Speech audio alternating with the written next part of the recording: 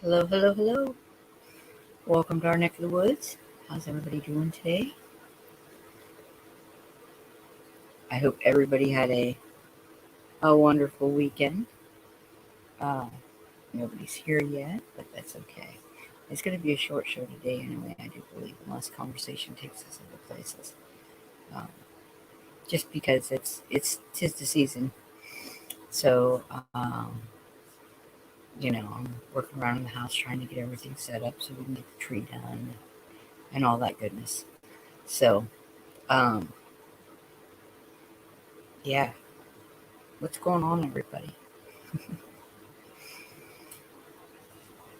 B-Dog came in earlier and posted a link. And if you guys haven't heard uh, the Ghost Dance song by Robbie Robertson, it was really awesome. I highly, good morning, brother. I highly recommend you go listen to that. I'm going to go ahead and pop this in here. Like I said, I don't really know how long of a show this is going to be today. Because that for momentum, I don't want it to stop. But once we get the trees set up, we'll show you, you know, we don't do anything elaborate. It's just nice and simple. But it's lovely. We enjoy it. And in your own home, shouldn't you be enjoying it, right? So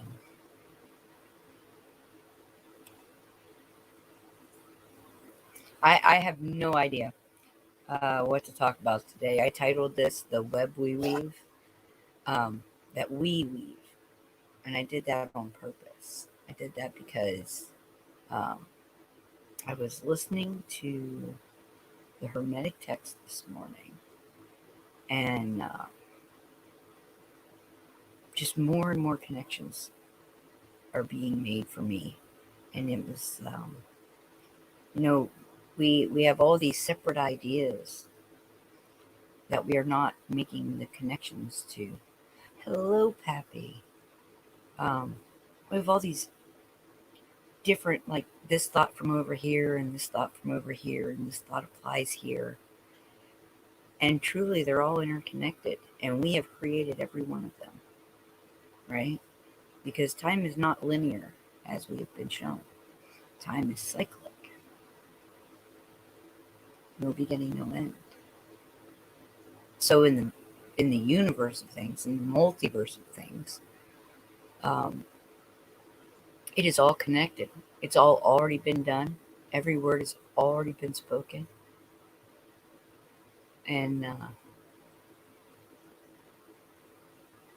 and so each existence that we come into, we can only hope to remember. I don't know. This is the thoughts that were going through my head this morning, so I just thought I'd share them with you. Hey, love pugs, Pappy, Robert, everybody, good to see you. Good to see you. I hope everybody had a lovely weekend. There's Shep. Good morning, Shep. So I really enjoyed my weekend off. It was revitalizing. um, Jeff and I have talked about it though, and we are considering changing up how we do things. Um, so as that progresses, I will let you all know. And hey, Lucy. Um, it's not going to be anything dramatic or anything. The content's going to be just about the same, but maybe a bit more. I hate to say structured, but like subject centered, and we'll have a discussion, and then we'll air it, and that way we can actually talk to you guys in chat while the discussion's going on, and maybe do clarification or what have you. Um, Shep, I'd know you anywhere. Not exactly true, but you're a darling, and I love when you chat because usually I can tell by your conversation who you are. So, um, yeah. Hey, Lisa. Good morning. So we may do that. We haven't made any definite plans for that yet, but there are so many things that we discuss as a group, and there are so many times when you guys who want to just stay in chat are you're integrating your bits into the conversation as well, and I love it. I love how well rounded it turns into. Um, so I would love, like, say we have a pre-taped conversation and we air that, and then to be able to um, you know talk with you guys in chat as you're listening, and maybe clarify points or whatever, add to it. um, I don't know. It sounds like a good idea, but I don't know how well it'll work out. So we'll see how it moves forward. And the other thing is, we may take weekends off. Whenever I start feeling pressured into doing something and it becomes not so enjoyable for me, I tend to back off of it. And I don't want this to turn into something that I feel obligated to do, um, because really I want to help. And I mean that from the bottom of my help. All I want to do, from the bottom of my heart, all I want to do is help. And so if I'm doing it begrudgingly, I am not helping anyone, least of all myself. Um, so just to be completely authentic, there are going to be times when we just all need to stop and recharge our batteries. So, you know, I don't know. I will let you guys know how that progresses. Right now, I'm thinking about taking off the weekends because, I mean, we all have things that we're doing on the weekends. We all have things that we enjoy doing. And yeah, there's a break in the afternoon sometimes. And I love that you guys will come and sit with me. Um, it really touches me. It touches me very deeply. But um, at the same time, I have to be able to do what I need to do for my home and my family and all that as well. So give me one moment here. I just heard my signal say it had a little.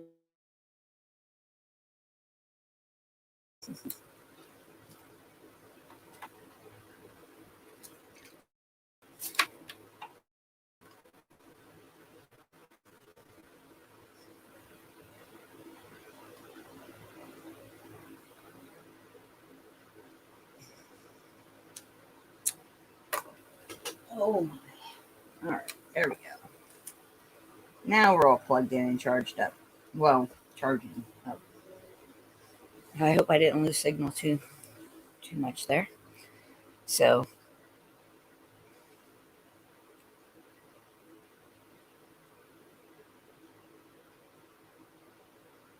well, it's good to see everybody. Does anybody want to come up and talk? I don't always have to lead the conversation.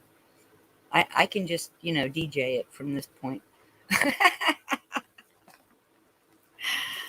uh, no, I just when I was listening to the Hermetic text this morning, I listen to a variety of different things. You guys know that uh, I listen to biblical prophecy. I listen to Native American prophecy. I listen to uh, mythologies from around the world.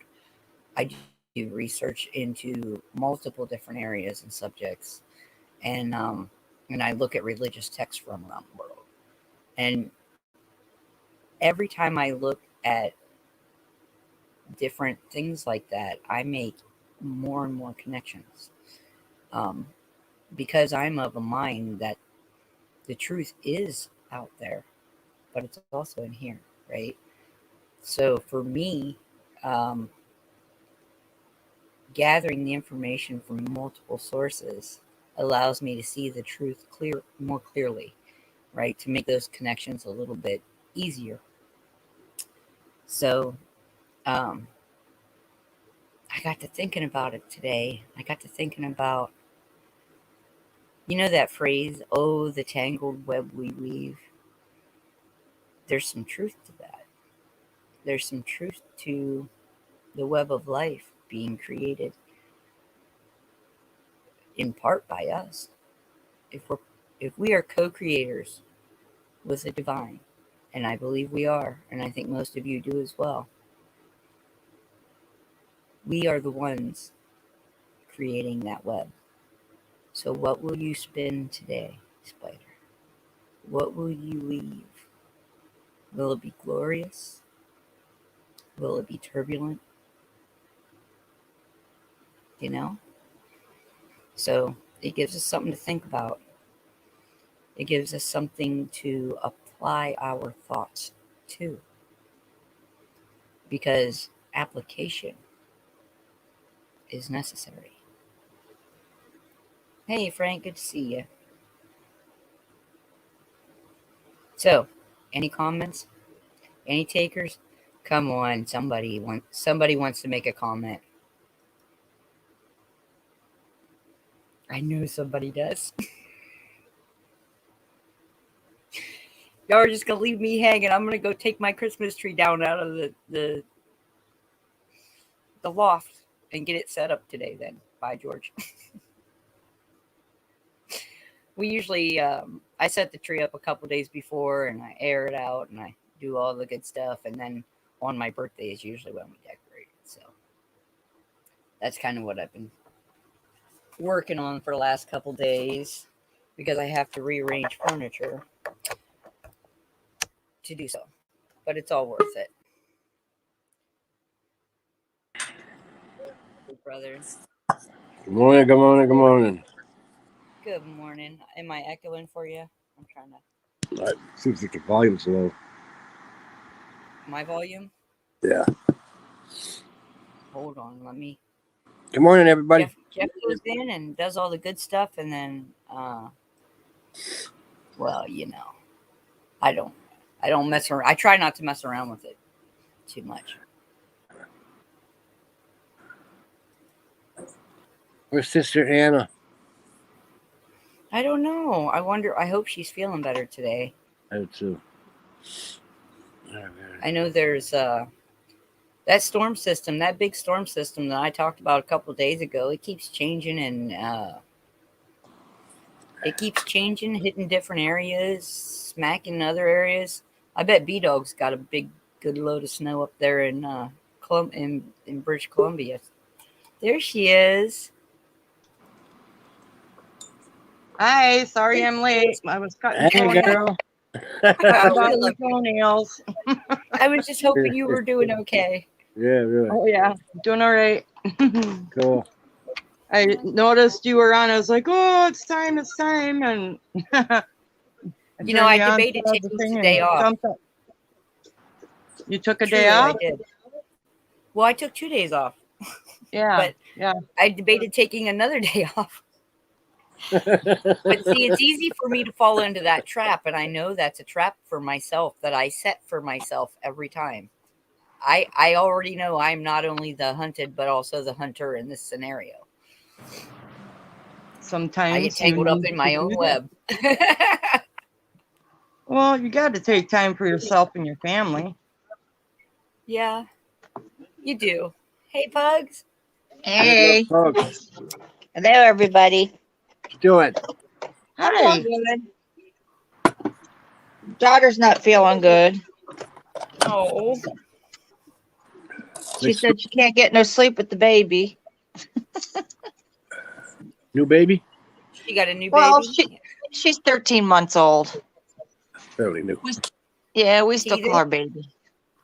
Yeah, she's got 4 teeth, 2 top, 2 bottom, front 2, and I think she's getting another one or maybe 2 in, because she's kind of, she was kind of fussy last week, a couple of days. But Anna, you snowed in? No, but it's really windy. Sure. We did get some snow. I think we got about 6 inches. Then it rained, so a little bit of it went down a little bit. And then the wind came in and it got colder. We but got, it's we whipping got, out there pretty good. yeah, we had whipping winds last night, all night. I was up and down all night last night. It I was kind of crazy. think Did if you get I went, bad weather too? It's good I crust. kind of Love think if I bugs? go out to check the mail and I put the flaps out on my coat, pull my coat wide open, I could sail across, kind of skate across, like I have a wind sail to get there, but I'd have a hard time getting back. So the snow's crunchy, huh? You got the crunchies.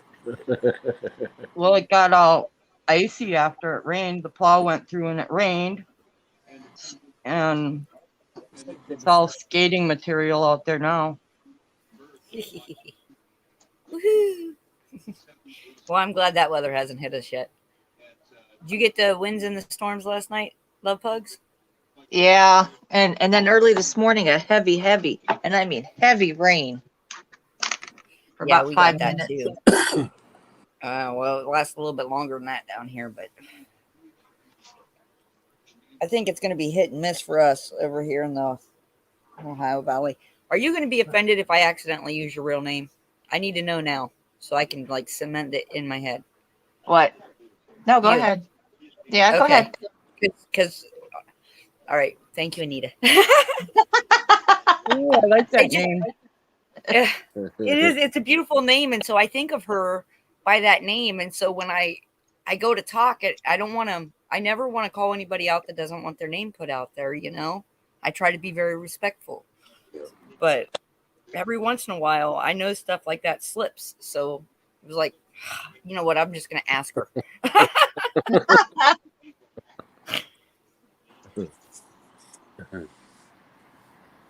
Yeah, that's okay. You know what might help that little baby with her teething, well, with her sleeping through the teething bit, is get one of them TikTok alarm clocks, and the kind that have the real loud tick with every second that passes.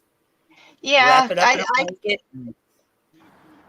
She can hear a heartbeat while she sleeps. Yeah. Well, it soothes some kids when they're teething. It takes the pain right away, and they sleep all through the night, even if they're teething or whatever. I'm telling you, Right. works with dogs, works with kids. Those drive me nuts. Yeah, they do me too. I Oh. can't handle that. Tick, tick, tick, tick. But you got to think, little ones Yeah. are still so used to the heartbeat. They want to hear that. They need to feel that. That's a sense of security for them. It makes them feel better when they don't feel good. Yep. Worth a try. Yep. Yep. Yeah, but the only thing is she sleeps with my daughter. Well, then she's already got mom's heartbeat. Yeah, but she don't sleep very long. I've noticed she's always been restless, and I tell my daughter's trying to get her to sleep in her own bed now. But the problem is she wakes up and ends up back in bed with my Yeah. daughter, and I'm like, no, you got to stop that, or she's gonna be 10 still sleeping in your bed. Yeah. Not You have not to really, because break that. everybody told me that too, and we never told Raina she had to sleep in her own bed. We just made her own bed available for her when she felt like she wanted to, because she slept with us all the time as a baby. But then she got to a certain point where she wanted to go sleep in her own bed, and she did it on her own. We didn't have to force her or like make it like a separation thing or anything like that. It was more like, hey, whenever you feel like you've graduated to big girl, there you go. There's your own bed, your very own bed. With all you can sleep with your stuffed animals, because we had rules like, all right, you couldn't have your toys up on the bed. It's bedtime. And if you're sleeping with mom and dad, you're not bringing up 10,000 toys. It's not going to happen. And so she just came to the point where she naturally wanted to go sleep in her own bed. And that's what she did. We haven't had cool. any problems. Yeah. When she's sick or when she's feeling down, she'll come out and she'll climb in bed with me and snuggle in with me and just want me to hold her for a few minutes. And then she'll get up, she'll go about her day. And that's it. And it just gives her comfort. So, that doesn't happen very often. I think she just turned 10 in September. And it's probably happened maybe 5 times in the last 5 years, 5 or 6 times. Wow. So not too shabby.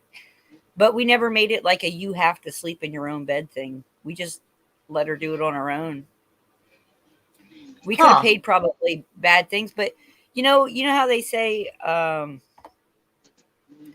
when a baby is needy, right? You know how they get mommy needy Yeah. and they just want to cling to you. If you give them your full attention, your full love, and you just give them all that love and you just hug them and you kiss them and you just love them all over, they will say, okay, that's enough, and they'll walk away on their own. Huh. And all you're doing is reaffirming that, hey, I am here for you and I will pay attention to you. That's all you're doing. But when you fight that, it makes them insecure. So we just tried it a different way, and that's just how it's worked out for us.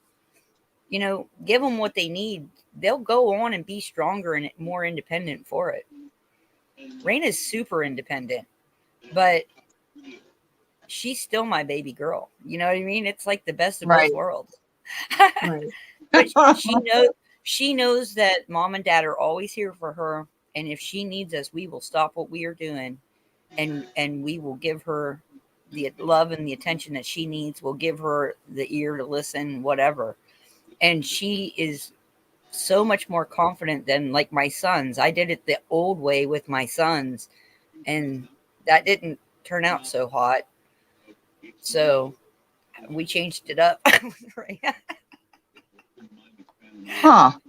And it's worked out phenomenally. I tell you, just something to think about. You know, Okay. Yeah. I mean, it's I love different. that comment. Hockey player smile. Silver Salmon, I haven't seen you in a while. Good to see you. Both of you Hi, are Salmon. either one of you.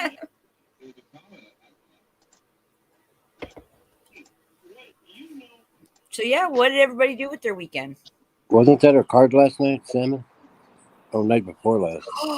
No, that was last night. Was it last night? No, it might have been the night before. Yeah, man. See,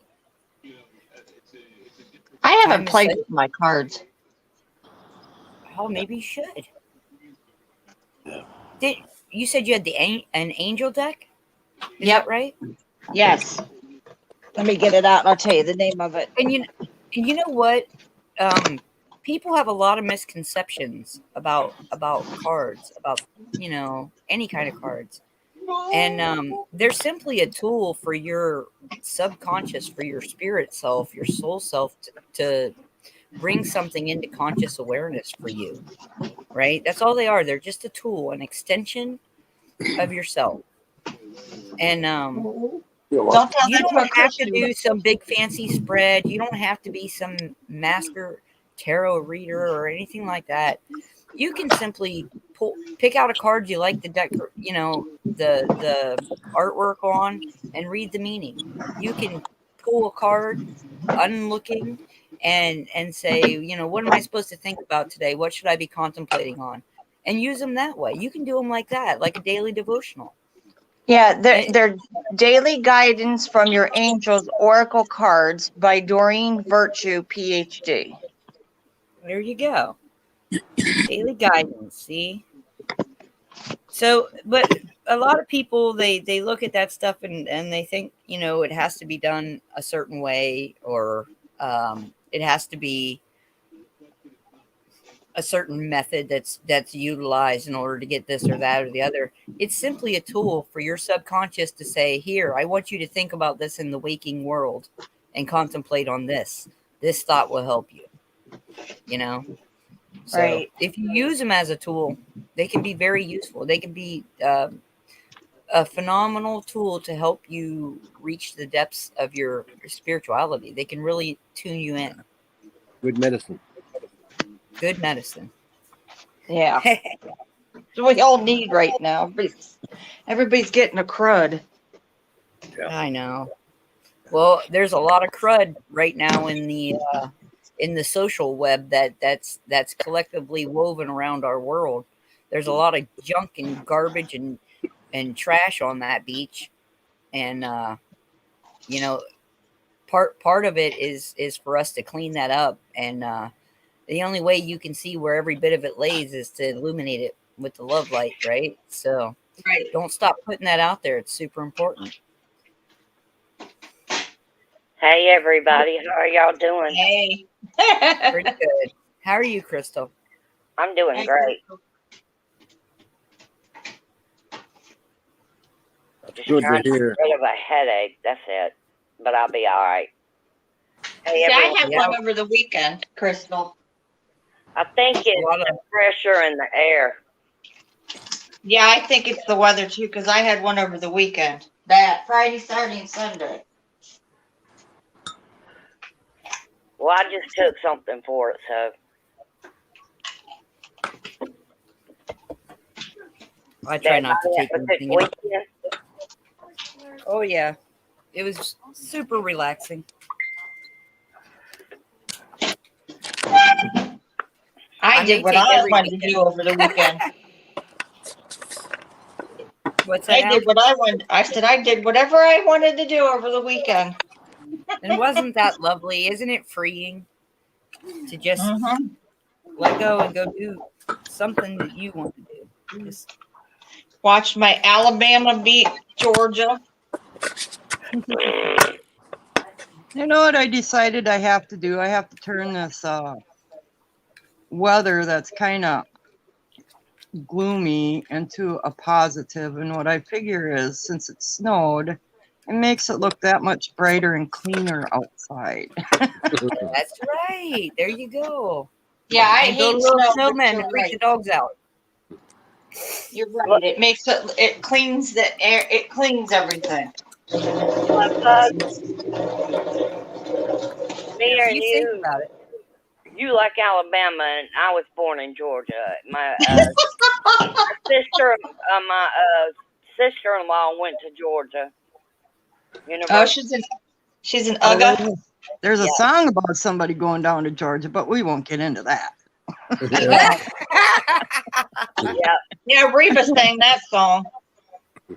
That's the best Uh. rendition I like is Reba's version. Yeah, B-Dog, it scrubs the air clean.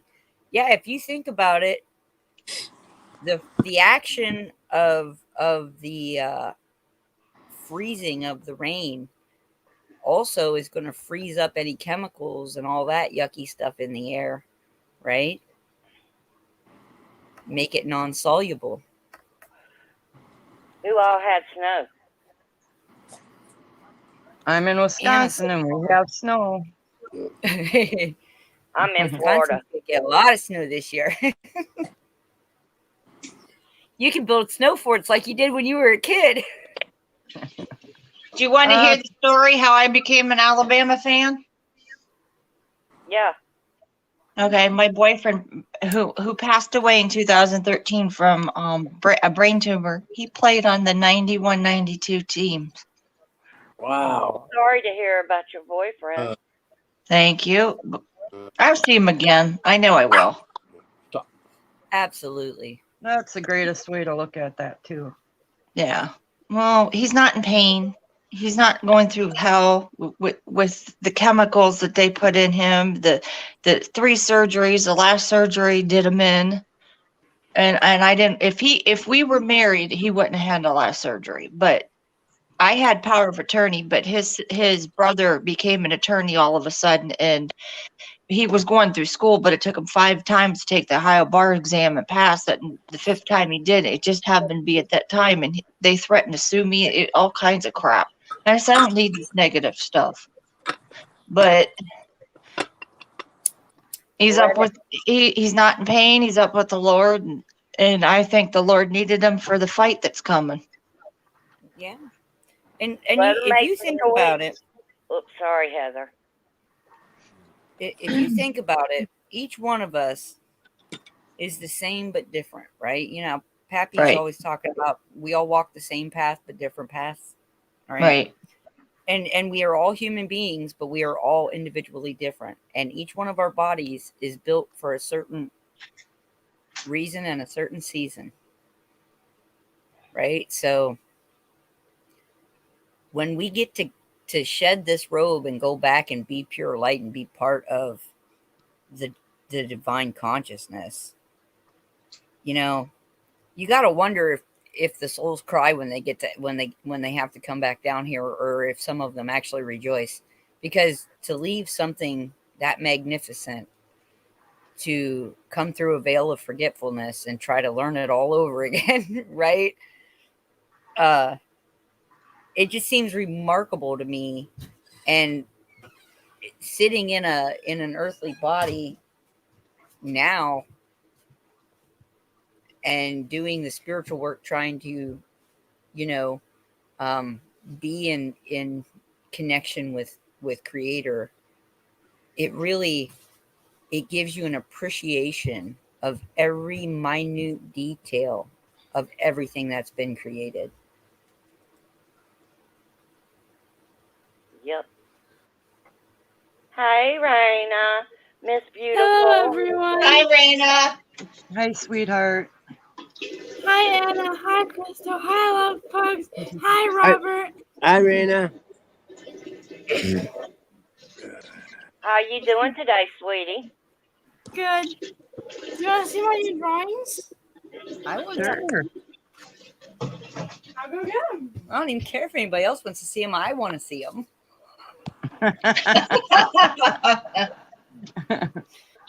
I care. It's just, one of those things. New drawings, Ooh, the sugar monster. which is one of the Gays World episodes. Remember? We watched it I- together now. I don't quite remember. This is the sugar monster. Oh. It's Nightmare Bonnie. How come his teeth are so white if he likes sugar so much? Because he's a robot. He's a robot bunny. Oh, And this is Golden Fetty. Oh, I love how you did the lettering on that again. The GW stands for Gabe's World. Check out the lettering on that. Didn't I she do know. a great job? that's colorful. The GW part stands for Gabe's World. It's another YouTube channel I like to watch. He does these little cute little parodies with his math plushies, and they're so funny and dramatic. But that's why they're funny. You're gonna have your Thanks mama's for sharing talent. this with us, baby. You're welcome, Mom. Can I listen to music? Thank you. You're welcome. Hey, Pappy.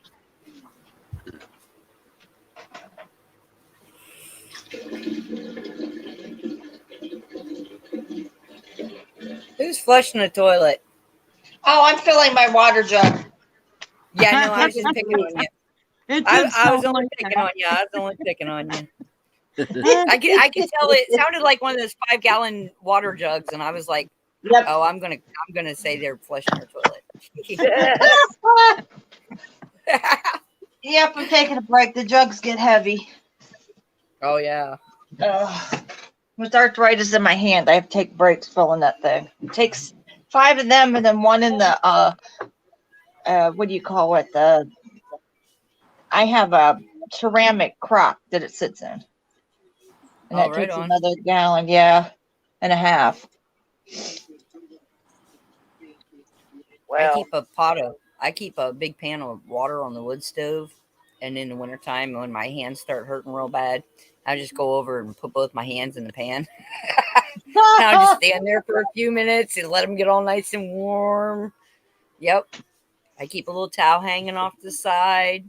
I can just dry my hands, and my hands don't hurt as bad. I just do Right. that a couple times a day, and they just don't hurt as bad. I don't drink too much water. It rusts my pipes. Well, I don't know about that unless you're a Borg. Are you Borg? I was just I joking. will not assimilate. So what do you Is guys this think of that the- concept of the web? The what? Pardon? The web? The web? The web of life, the web of creation, the web of time, web of anything. About us being creators of it. Nobody Right. heard that whole beginning part? I came in late, so I'm not sure. Right? That's why she She's said like, that. nope, didn't hear it. I missed it all. No, missed it. Sorry. I was cutting doggy toenails. Oh, I missed it too, Anna. It took longer than I thought it would. If, Well, the, Not too agreeable today. if the web looks crappy on one side, go on the other side. Look at things different. True. I wasn't thinking about it looking crappy. Well, it does look crappy with all the news entanglements and whatnot. Yep. I find it, I don't know. I still feel like it's just a big distraction from what really is going on with humanity as a whole. And I Right. think we really have to stop seeing only within our own boundaries. You know? right. Like only as humanity. Well, I was watching that Stephen and Evan Strong the other day. They Hold on were a minute. I'll be back. all right.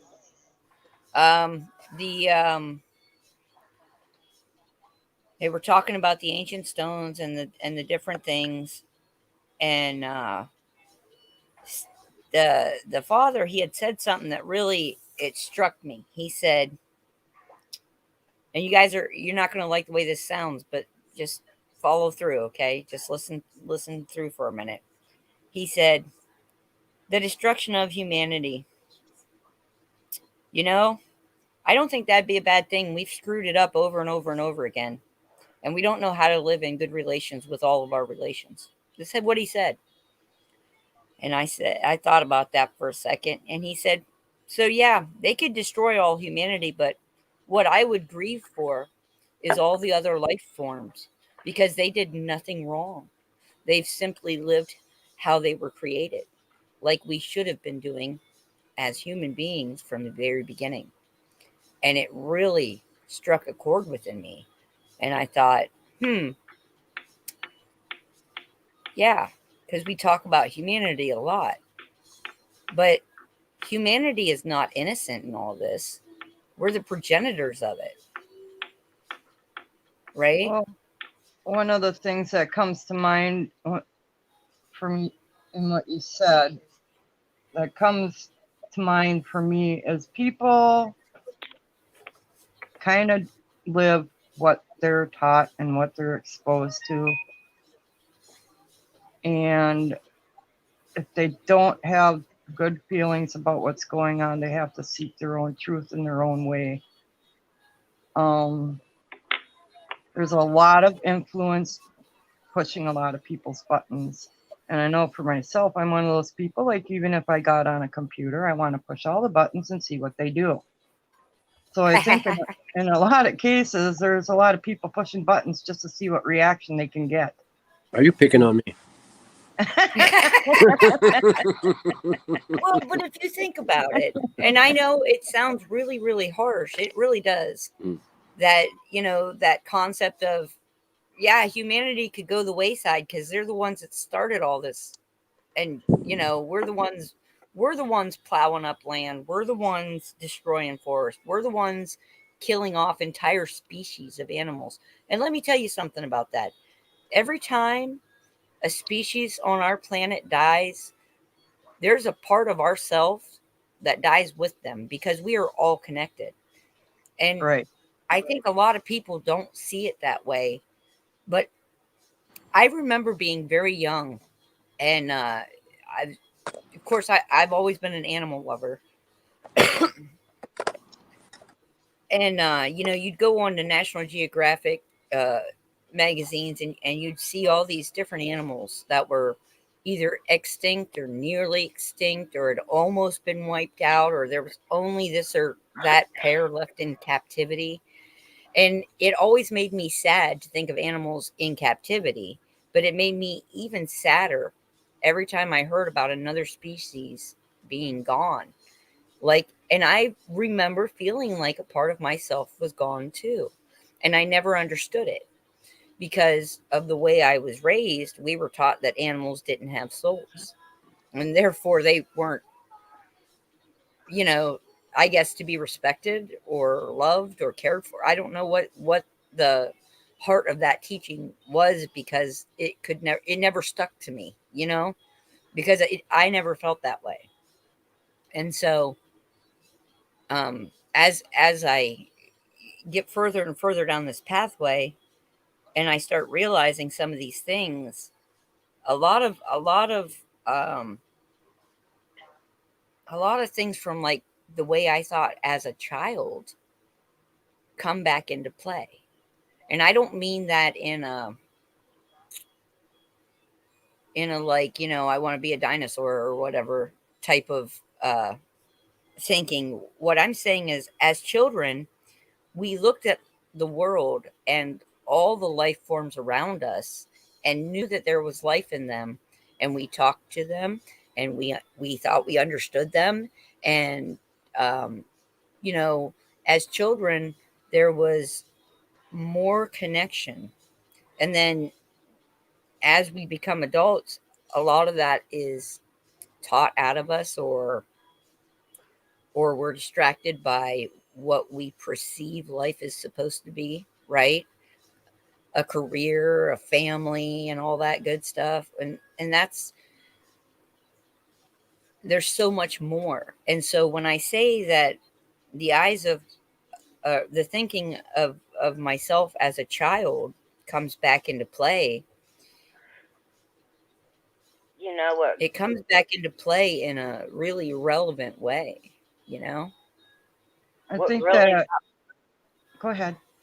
what really bothers me too, and it hurts my soul, is these people that are running these animals into the cities, and they're getting mad. But why are you getting mad at something that you're doing yourself, and you're the reason they're coming to where you are, because they have no longer have a place to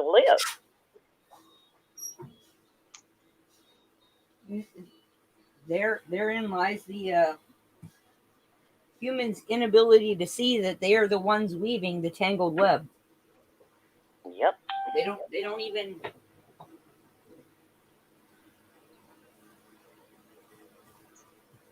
I hope during this time of awakening that more people maybe catch on to some of these, what they think are minuscule things that are possibly the most vital. I don't know. I'm not a person that can make that call, because I think that call is going to be different for everybody, you know, but I can only express my thinking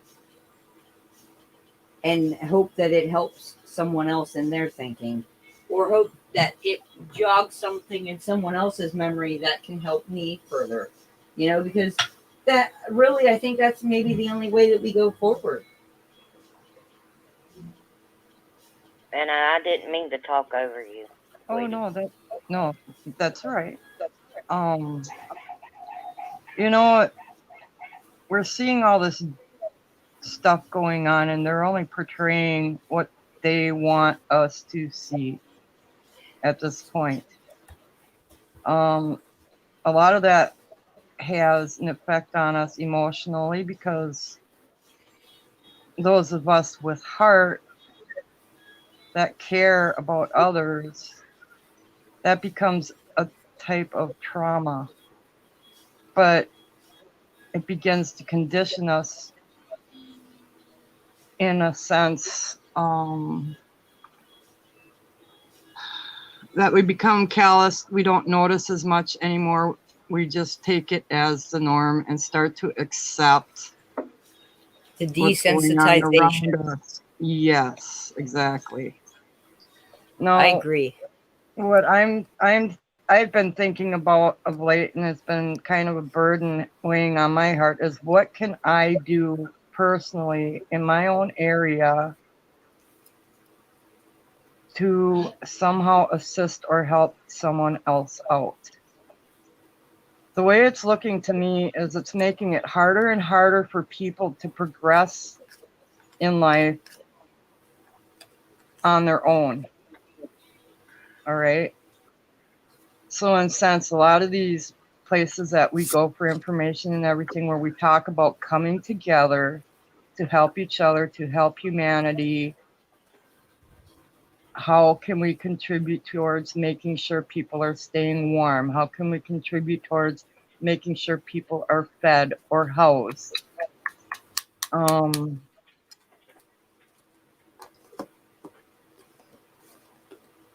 How do we do that with heart? Well, we have to learn to love and care about each other in the sense of loving the stranger.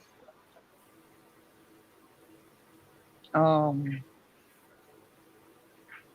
of that's going to take some sacrifice. What can I give up today to help someone else?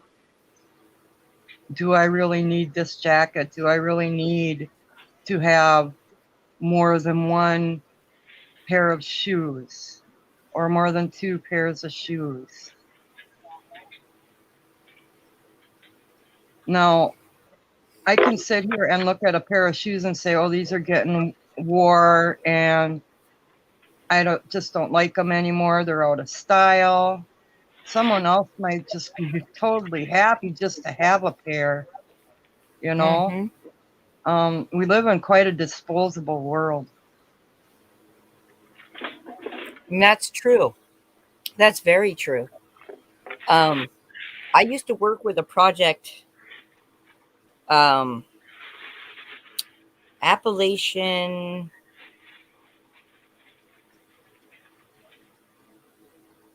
Dag nabbit. It was Appalachian something. And there was a group of mostly elderly or retired people that ran this group. And they would get yarn and other things donated. And we would make hats and mittens and scarves and, things like that for wintertime that they would give out in their areas, in their communities. And that was something I really enjoyed. And then I know they're calling it Plarn now, but we never called it that. We just called it, we called it upcycling. We would take the plastic bags and cut them and crochet them into like mats, and then they would give those out at the homeless shelters and stuff. They'd give them out at the food banks in the wintertime. There's all manner of things that we can do to help others in our society. And it's not always a matter of material things. Although if you have a hang up with your material things, like that you have so many of them and they mean so much, maybe try to defrag your computer a little bit on that and do a giveaway, right? Now, and you saying that, I'm going to tell you about something that I encountered when I went out of state. I went up to Minnesota to stay by my brother. And twice a year, they have like a community giveaway. It's a free, citywide, community-wide rummage sale. And you don't pay for anything. People that want to get rid of things, just bring them there. And people help themselves to things for free. Clothes, furniture, exercise equipment, pots and pans, dishes, people that have redone their house. Sometimes they bring things that people can recondition or reuse. I would say that maybe some people in communities that have like a large building, maybe they could get some church groups involved or people in their community. It might start out small, but it might over 2 seasons or so possibly grow into something really big. Yeah. Well, have you seen those boxes, where they put up like these little covered shelters? You open the door and you can just like your whole community can just come and take a book or leave a book. Well, They also have them for like food, and you can put one of these little boxes out and you just put your canned food that you're not going to eat, that you're not using. That's, somebody is going to need that. Somebody is going to utilize that. I bought 2 bags of these chips. They were on sale. I opened one and I didn't like it, so here's the other one for free, man. Someone else try Yeah. it. I didn't like And, it. you know, for those of you out there who are looking to do something like a giveaway, but you want to give them something that they're going to need, you want to go out and do something.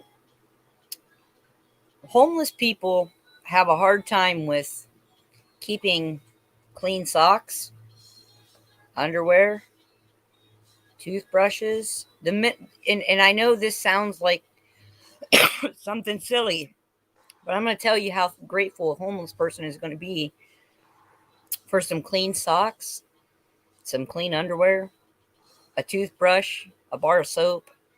Those kind of things that we take for granted every day are things that matter quite a bit to others, you know. And just because we take them for granted doesn't mean that everyone has access to that stuff. I made And friends with so, a homeless woman that actually told me that even shampoo will become their hand sanitizer and everything else, you yeah, know. yep, They utilize yep, all kinds of things that we would never even think of. I was yeah, homeless. I understand all that. Then you have things in communities that have certain web pages where you can give things away or sell things in your community. A person can reach out in that manner and say, I have all these free groceries, or I have this or that, you know, and someone's going to find it. Someone's going to take advantage of that. And then you don't have to haul it away.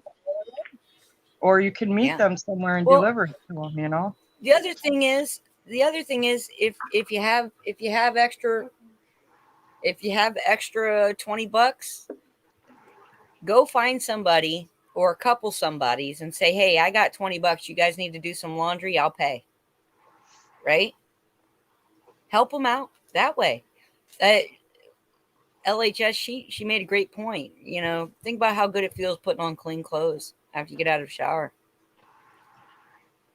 Offer to wash some clothes for them. Hey, let me do this for you.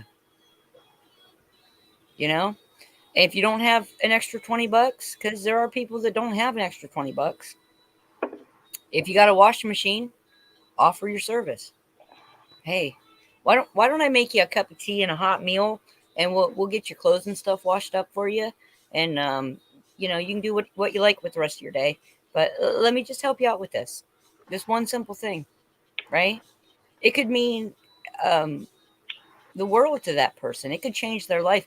You never know what's going to change someone's life, and I can't tell you how many times I've actually been like out in a snowstorm, seeing people out in a snowstorm walking to try to go somewhere where I've actually pulled over because and just took the time to say, man, it's really nasty out. Can I give you a ride? Where are you heading? yep, I do that too. I've done that. Um, I've you know, always, kindness costs you nothing. I've That's always the I think. heard. Oops, sorry. Go ahead. I've always heard the saying, "Another man's junk is another man's treasure." Exactly. And the thing about it is that, you know, people that are homeless, whether by choice or through no fault of their own, um, when you're down that far, it's very hard to bring yourself up. And a warm cup of coffee or a hug or an ear to listen can sometimes make the difference that $20 can't. Do you understand what I'm saying? Giving the gift of love, giving a smile, a handshake, a hand up, just by being a human being and saying, I see you. I see you, can make all the difference in the world. another idea. Like I said, get on the web, check out places in your community that probably have some homeless people or whatever. And when you bake some of your goodies, maybe make an extra cake, something like that, and drop it off at one of those shelters. I take a thermos of hot soup out. I used to do that. See, I was homeless once too. So I do understand homelessness, and I understand that it's not always through your own fault that you get there. And it's not always through your own effort that you get out of it. So even the smallest, kindest gesture makes a big difference. Because most people that are seemingly stuck in that cycle aren't there because they want to be. They're there because they cannot see a way out. And sometimes hope, that fleeting thing with wings, is just what is needed. And it then, doesn't cost you a dime. On another hand, like Heather has brought up the barter system. It's a lot of people out of jobs right now that might do a little task for you that needs to be done to barter for something that they might need. Some people are even willing to perform some chores for a ride to another town because they have to go to the doctor. Yeah. Or they want to go visit a family member or something like that, might just need a ride to another community. They might perform some tasks for you to earn that ride. I don't know about you guys. So I'm going to go ahead and ask this.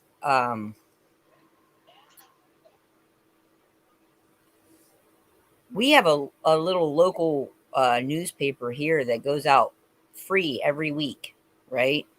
And you can even put free ads in there, like looking for one-time housekeeper, or looking for whatever, handyman for this or that, or a lot of times around here, that's how people help each other. That's how our community is. And even the Amish and the English both utilize this newspaper. It's called the Bargain Hunter. I don't know if you guys have that or anything like that in your area, but in our Bargain Hunter is where we have that kind of, I don't know you, but I can help you out in trade for this or that. And we do that. You'll see, hey, I got a job. I just need somebody who has a driver, who has a good record. If you don't have your license, I'll help you get your license, but I just need you to drive around my work crew. And I'm really short and I can't reach that widowmaker in the tree, but I could use somebody tall. Right, but that's what I'm saying. Like, that's how people help each other out here. There's this one lady, she started a cleaning business, and she started it by saying, I will clean your house in trade for. And I thought that was just epic, because she wasn't saying, I'm going to charge you out the ass to clean your house. She was saying, I will do this service for you in trade for. And to me, that's what we've lost as a community. We all have different skill sets. We all have different things to offer. And sometimes it's as easy as going down to, and maybe it's not that easy now after all the crap, but it used to be as easy as being able to go down to the local retirement center and sit in the living space with those wonderful elderly people and just talk to them, just listen to them, and spend some time with them. Yeah. When I was homeless, it was my choice.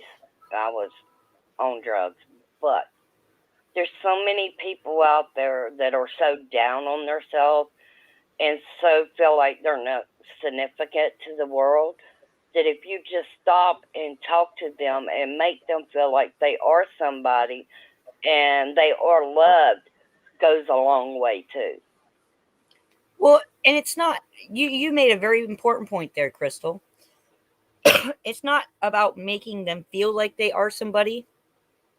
It's about showing them that they are somebody, Yeah. right? Because there's no one better or worse than anybody else.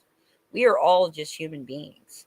There's nobody above. When they talk about the elites, and I'm using air quotes here because those people aren't any better than me. Just because they're better off in a fiat currency system, that doesn't mean a damn thing to me. I don't Amen. value it the way they do. But it doesn't make them better than me. Do you see what I'm saying? And Yeah. it doesn't make me worse than them or less than. So when we talk about charity, charity comes from the heart, not the pocket. It has to come from the heart. It has to be an I see you type of love. It has to be that I see beyond what the world sees in you. I see you. I see that beautiful spirit inside you. I recognize the God in me recognizes God in you. That's the kind of love that needs to be poured out upon the earth in every chance that we have. And I say that knowing that I'm not always good at it, but I try.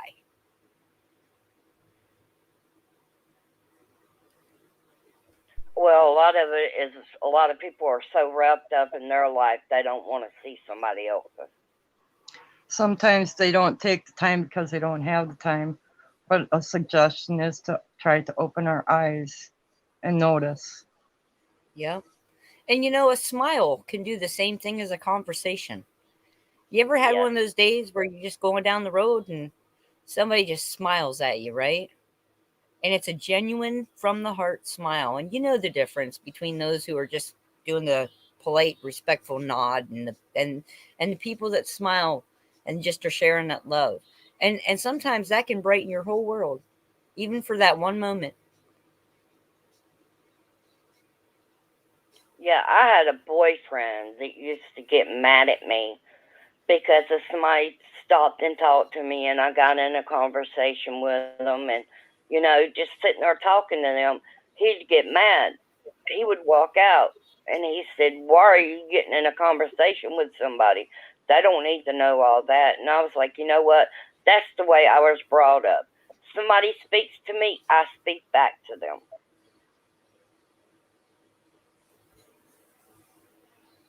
Well, it's a recognizing a human being.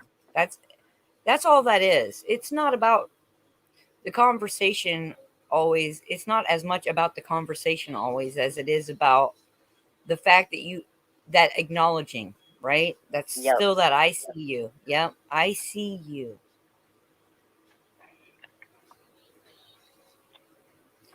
It's just, it gets very sad to me to see all these organizations that are set up that are supposed to be helping and that all these people are pouring their money into because they've all forgotten how to stop and take time, because time is a precious thing, but it's still just a thing. Do you understand what I mean? Mhm. It's still just a thing. So if you're too busy to go play with your kids are going to remember that time you couldn't spend with them. Oh, yeah. If you're too busy to acknowledge someone, they're going to remember that. They're going to remember that. That song, ahead, Cats Robert. in the Cradle, comes to mind when you mention that.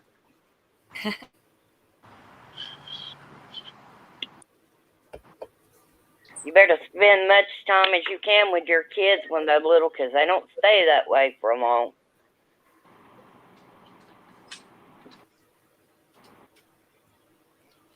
Well, it's not even that. I mean, that's how the bonds are made that will go forward in life. That's how those bonds are made.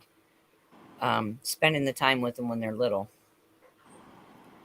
Yeah, Mutt, I agree. A lot of the organizations are just money makers. They're money grabbers, and they're not about helping people like they say they are. And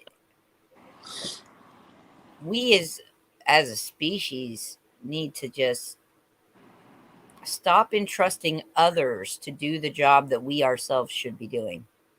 Make sense? Mhm. Robert, I see you want to say something. No, this ain't just about a couple people. This is about a nationwide issue. You know what I'm Yes. Yeah, absolutely. With this being the season of giving, it's a good time to put a lot of focus on what we can do for others.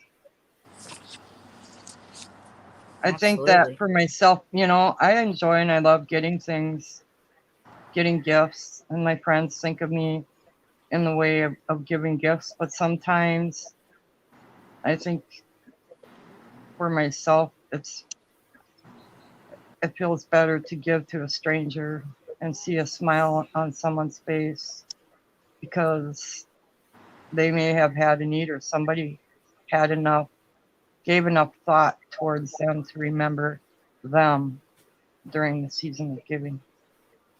Yep. There's a lot of lonely And people out there with a lot of things going on right now where people can't work and can't even afford to take care of themselves, let alone be giving to others. So if you have exactly. little bit of something you can spare, I think that is a step in the right direction of getting people in the right heart. Yes. And we love giving gifts here too. And this year it's going to be all handmade gifts because that's what we can afford to do. And a lot of that will be received with the love that it was made with. Some of them won't, and that's okay. That's how that goes sometimes. But you're absolutely right. The spirit is about giving in this season. It's about giving. Um, it's also about receiving too, because just like healing, when you give out healing energy flows into you as well, right? As well as flowing out of you, it's flowing into you. So as you're giving, you're also receiving. But what you're receiving is what feeds your soul. I'd rather have something that somebody makes because they put time and effort and love in it. And I'm more of a giver than a taker because just to see those people's smile on their face means everything to me. Well, here in our house, for the most part, Jeff and I are happy if Raina wakes up and comes out and says, "Merry Christmas, Mom and Dad," that's our gift. That she's a gift to us on a daily basis. Amen. And so for us, that's our gift, right? To see the joy on her face is our gift. Um, and to see her joyfully give to others is also a gift. And so um, that's the thing, you kind of just gotta roll with it. You gotta go with the flow of it. You gotta stop being invested in the material in as much as the things that we really don't need, right? But just like Anna was saying, do a giveaway. Go through. Do you really need all of this and that and the other? Go through it. Somebody else may actually have a need of that and be so grateful for it, so thankful.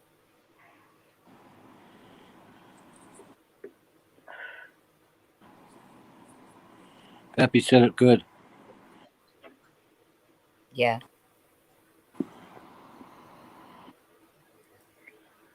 Yep. So, and that's the other thing, Anna. When you first started talking about this, I really wanted to go, you know, some of the things that we can do, because it was right on the tail end of Crystal mentioning the animals being driven into the cities and whatnot. Some of what we can do is like we put up bird feeders in the wintertime for our songbirds that stay all winter.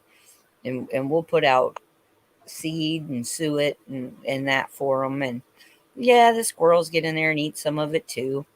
They got to survive too, right? Um,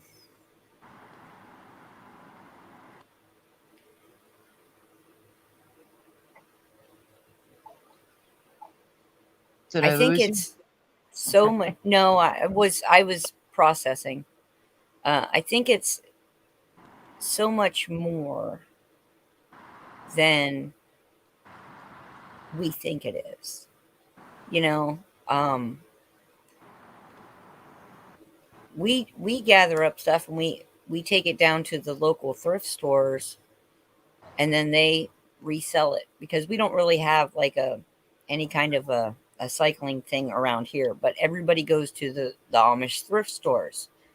You know, so that's what we do. That's kind of how this community is set up.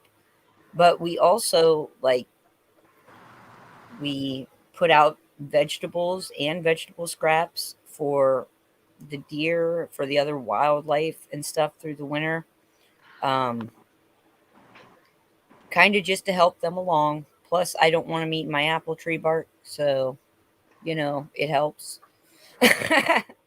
But it's a way that you can give back a little bit. Like they came in and treed some of the land next to us, and the influx of wildlife onto our property was quite a bit.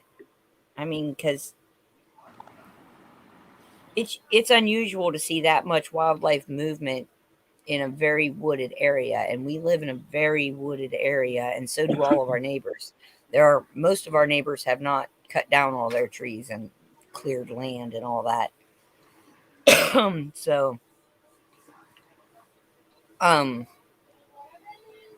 that was something that we made a further effort to go ahead and make sure that there was the extra foods in the wintertime, knowing that they're now passing through our land on a regular basis. We make sure there's extra seed out there. We make sure that there's, things for the wildlife. And, we still, my brother in law is great for cooking up big meals, taking it out to the neighbors. And it's not that they need it, but every once in a while, having one of your neighbors show up with a hot meal and you don't have to cook dinner is a good thing. You see what I'm saying? Yep. And so, even if you can't get out into areas to physically help others, there are other ways to help people. There are so many ways to help people. Sometimes it's just a phone call. Sometimes it's passing somebody in the street. I mean, you never know when that opportunity will arise. But I think, well, I know Anna and Robert stand ready every time they go out to help anybody in need. And I love that about you both. I love that about you. We have a You severe know, something just. Go ahead, Robert. I'm sorry. we have a severe problem up here. That's it's due to the weather. They're everywhere. They're everywhere. Can't help all of them, but I just let the creator guide me to who needs the help. That's all. Yep. And really, that's, it's what we can do. I'll never forget that time I heard that guy's prayer. I could not believe that. That was a good feeling. We both cried, put it that way, yeah. See, and that further shows you, right? That's that I see you principle all over again. Creator in me sees the creator in you. I heard you. Yep. Not only I did I see see. you, I heard you. I heard Yeah. I heard that feller's prayer. I don't care if people call me crazy. I don't care what people call me. I heard that dude's prayer. Right. I don't care. And see that it's things like that, that should amaze and astound us all over again every day. The miracle of what we are. the miracle of what we are capable of. And the fact that we're putting this energy out collectively, somewhere, some way, we are helping someone because we are creating that, you know? And it's not to say that there's no action required here on the physical plane, but when you put out that kind of energy, good things always return. There he is. Here on the physical plane, but how are you, Pappy? Hey, Pappy. When you Well, hello, hello, hello. Hi, Pappy. Morning, sir. I turned my camera on, but I don't want to show you my face all cracked open with this big wide smile and everything. My cheeks are all sore from smiling so much. Oh no, Pappy's got permagrin. No, I'm just kidding. I've been sitting here since you started listening to the conversation, adding a little bit when I could into the comments and stuff like that. But I want to put out to all of you my great pride in what everybody is talking about today.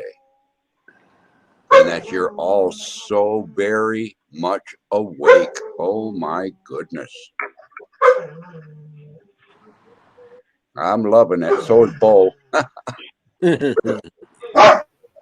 Yo, There's Bo. Bobo. What's up, Bo? Hi, Bo. Well, Heather, it popped in my head. A few weeks ago, I was talking about y'all going to the food shelter, and I really don't like going because I feel like I'm taking out of a child's mouth. I'm going to start taking the stuff that I don't like and stuff I got here that I don't like and giving it to them to recycle and give to somebody else. That way I feel like I'm contributing back to what I, went there to get. Yeah, absolutely. If Wow, you're not going to use wonderful. it, yeah, if you're not going to use it, someone else will. Yeah. You know. I'm going to have to beg pardon for a moment. I'll be right back.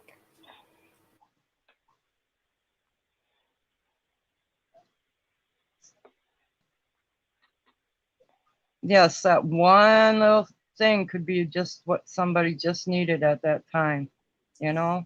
Yep. Turn the page. Exactly.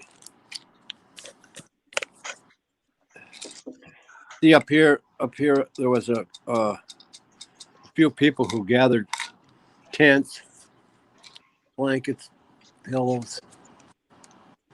I don't know what not. The homeless people didn't want it. They wanted money. So that changed my approach to them. Well, if they want money, most of the time they want it to spend it on something it don't need to be used on. Exactly. It's like Pappy said, when you offer someone your gloves so they can warm their hands and they want to stick your hand in your pocket, time to take another look. My pastor, one time, we had this guy come in. You could tell he'd been drinking and asking the pastor, if we could help them get food. And my pastor said, yes, we will help you, but let me pray for you first. And he said, okay. And at the end of it, she said, Lord, if he means to do anything else with this money than to help him, strike him down. And that man ran out of there.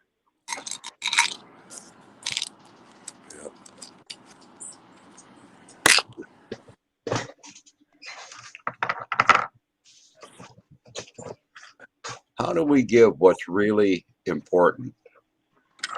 That's a tough decision to make sometimes, isn't it? Yep. Mm-hmm.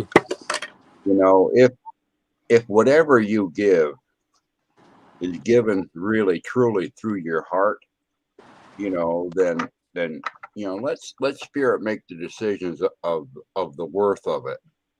Don't let others stand in judgment of that which you are given, giving from your heart, because you know the reasons for it, so You know, I thought of, we sometimes find ourselves standing in judgment of others. Oh, well, we can't give this, or I'm only going to give this over here, or I don't know if they're going to see the worth of what I'm doing. Don't let that bother you. Don't let your right hand, what that's doing the giving, have any idea about, or don't let your left hand worry about what the right hand's giving away, is what I'm trying to say. Don't let your heart worry about that. Creator got that all under control. you know, I've gave money before, but this is my thought too. I'm giving you the money for what you said you need. What you do with it when you take it from me is on you. Yeah. Well, you have to think that way. Because free will choice, that's for everybody, not just you and I. Yep.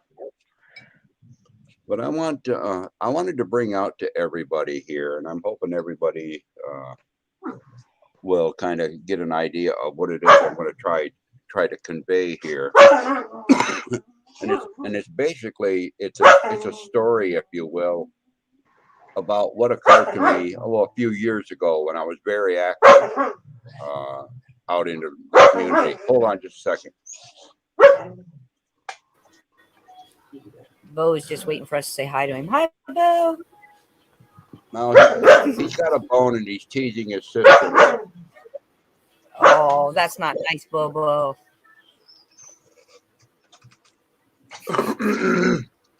These kids. That's enough now. No. They just got done eating the cat's food, so now they think they're feisty. Yeah, it brings back what you always said, Pappy. Don't put limitations on your giving or expectations. Just give. Yep. If you put expectations on the giveaway, okay, that's literally like attaching the string to the dollar bill. Yeah. If you don't like where the dollar bill went after they took it from you, you're going to yank it back. That's not right. That's right. Right. That's given from your pocket rather than your heart. There is a difference. Oh yeah, there is. Yeah. Well, back in 2011, I had conducted a weekend-long meeting of some people that were quite active in the medicine circles, Native American medicine circles, that we were in the process of learning from each other and doing from each other. So I had gotten together a bunch of people for a weekend with intent. Okay. And there were some things that happened subsequent to that I thought important enough to write down and seemed to have popped back into my mind today as I was listening to you all talk about the things that you were talking about today. And, I'll say the things you were talking about. I should more likely say the feelings or the expressions of you that you were talking about today. And I labeled this my lessons of doing the do. So after having woke up on the morning after a full weekend spent with the most amazing group of friends and extended family, I was struck by how tired and exhausted I felt. Even though I had a full 10 hours of sleep, I could have easily rolled over, gone back to dreamland again without hesitation. In questioning why I felt the way I did, I also realized that I was mentally and emotionally spent. What the heck is going on here? There was nothing particularly physical that I had done.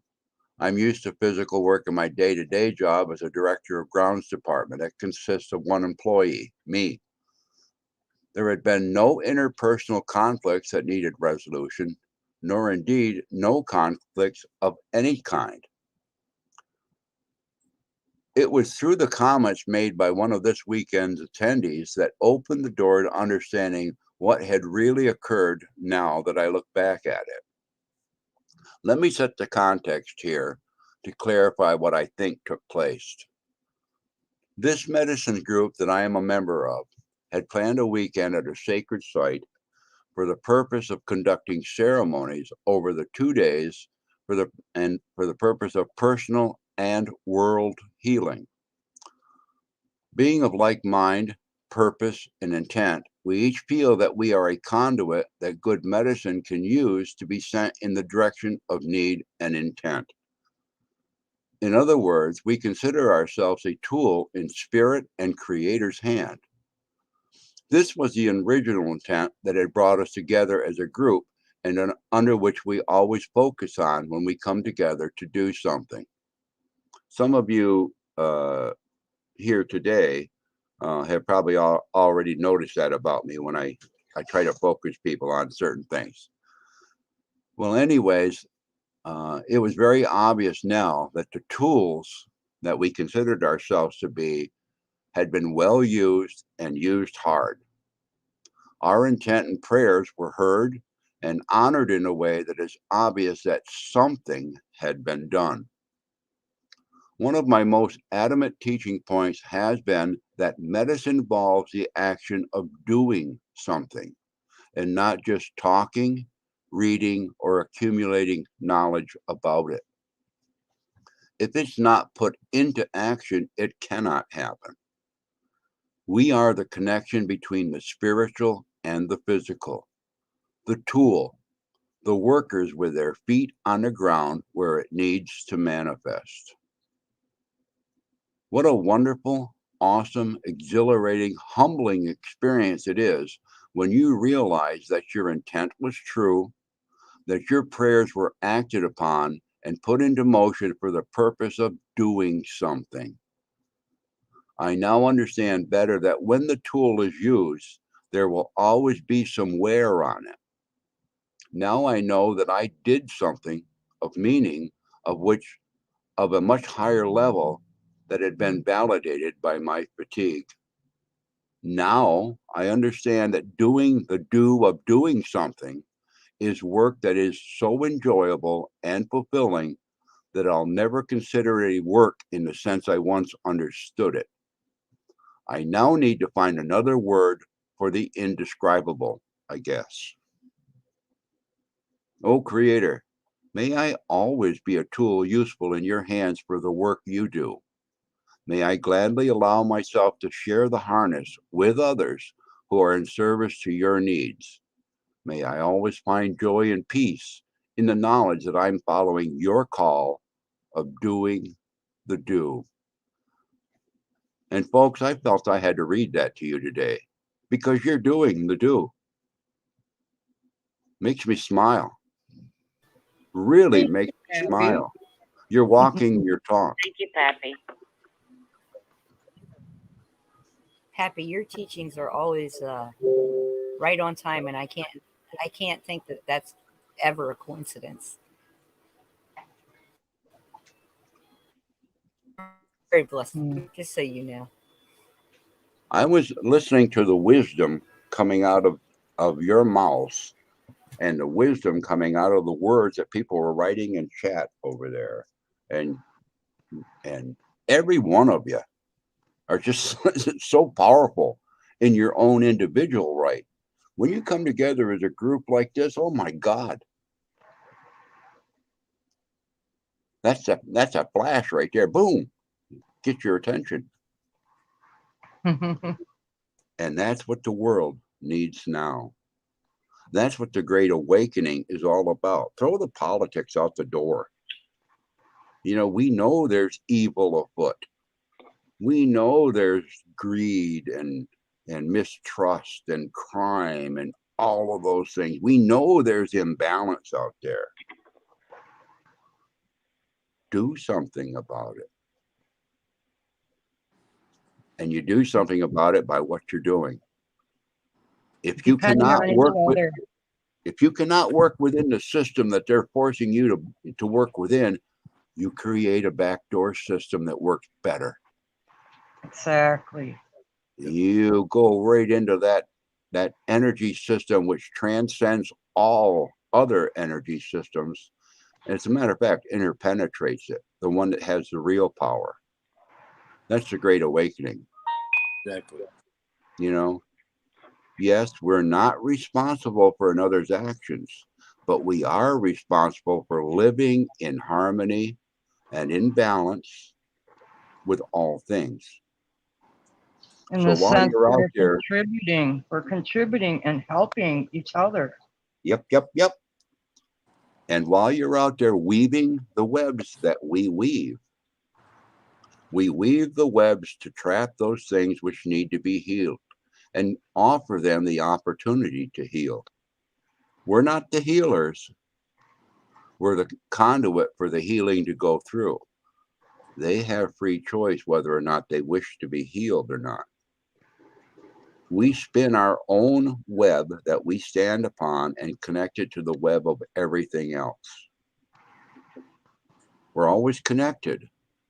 Okay, but that doesn't mean we have to stand in the same place they do. So when you're weaving your web, you're weaving your web to catch not only the good things for your life, but also those things that you can have an impact on that can make it good for all of creation. That's your power. Spin a good web. Mataku Oyasin. We're all related. Always have been. Always will be. Don't let them separate you. They'll try. And don't you let yourself separate yourself from anybody else. And you'll try. Over and over again. Poppy, have you ever heard of what a web we read when we Sure. to deceive? I can't remember all of it.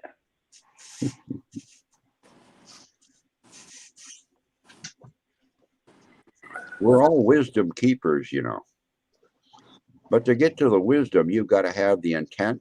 You got to think. You got to have the intent. You got to do. You got to see the results. The results give you the knowledge that you need to apply in your life. That application of knowledge and seeing the results of it is where your wisdom comes in.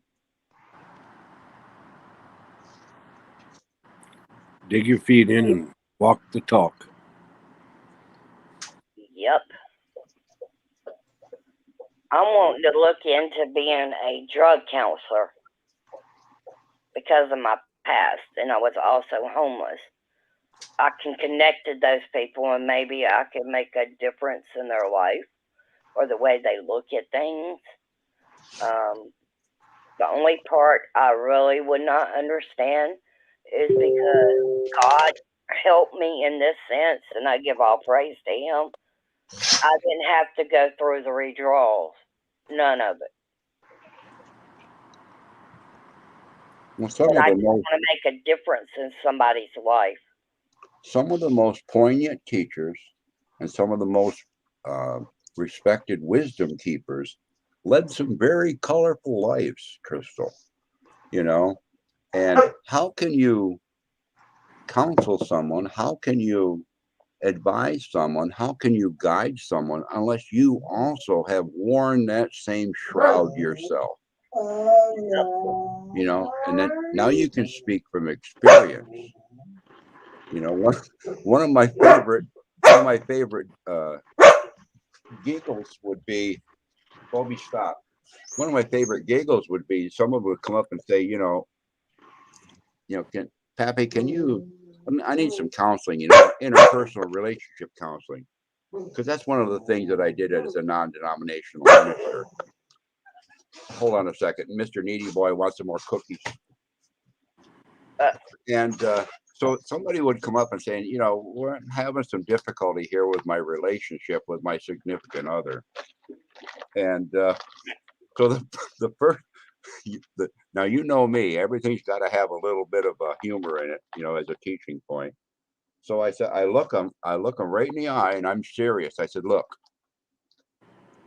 I said, I'll give you whatever information I can. I'll help you in whichever way that I can. But it comes with this caveat. You're asking for information on interpersonal relationships from someone that's been married 4 times, twice to the same woman. Now, do you still want my advice?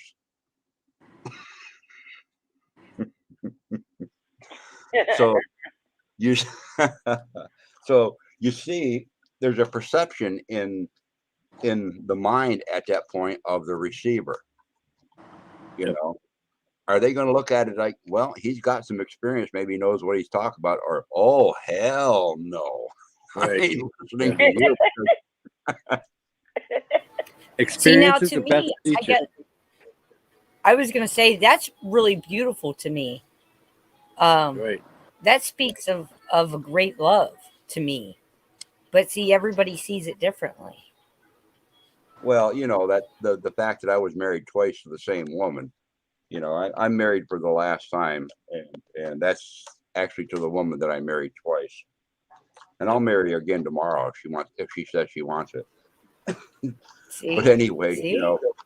that's sometimes creators, when we make choices in our lives and stuff, and I've always used this as a teaching point. I call it my Oprah story. That when we made these decisions earlier in our lives, when times and situations and conditions and everything were different, and we were different people than who we are now. I can just envision creators sitting there and smacking his head and saying, it's going to take me 27 years to untangle the web that they just spun so that they get back over here in the same place where they're supposed to be. And that's what it was. We were divorced 27 years and we got remarried. I'm just joking, but I'll stay away from getting hung again.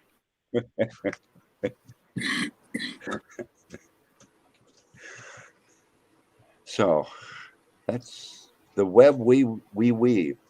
Sometimes we think we're weaving a web, and then other times we find out that we weaved ourselves into a corner.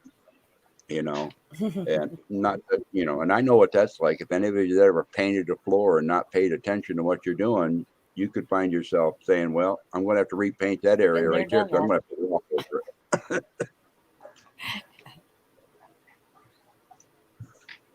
One of those times that you left the lid for the bucket on the other side of the room. Yeah. It's like getting to the ladder and dropping the tool that you need. Or dropping the paint. Well, I guess that's painted then. Okay.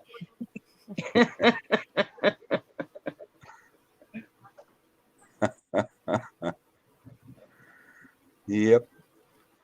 What a world we weave. But I tell you what, and I really mean this, with all the ups and downs in my life, I wouldn't trade this for any other world. I don't know any other world. I only know the world that I've been living on. And I have dreams of the world perhaps where I'm headed. I wouldn't change anything. I would not be who I am today if I did not go through what I did in my yesterdays. Same here.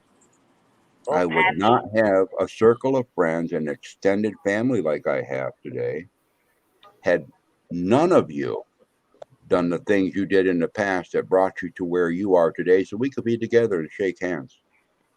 Exactly. Well, Pappy, right now at this time, I believe that God wants it to be just me and him to connect on a higher level. And if I have somebody in there with me, it's just going to cause confusion. And I choose to be with just me and him. Well, if everybody connects there first, where their creator is there first, then we're never really alone. You experience even the coming togethers of relationships in this life and situations and jobs and that sort of stuff. You got to remember that's only for this world, and Yep. that's only for a very short time. You anchor yourself in what is important, and you let the other stuff in there, and don't make any decisions about it. Don't say I'll never. Don't say I'm happy where I am or whatever, because really, when it comes right down to it, if it's not for your highest good, it's going to manifest itself that way in your life, and you'll notice that it's not your highest good. When you give up is when you can relax and enjoy. For some reason, this is coming to mind, and my roommate says this all the time. Can't, never, tried. Mm-hmm. My mama had a saying, can't, never, could. If you take the T out, you could do anything. Yep. Lot to be said And there. it goes back to that web we weave, the way we create our realities, and we don't always realize that we're the ones creating them. The things that happen to us, the events that we live through and things like that.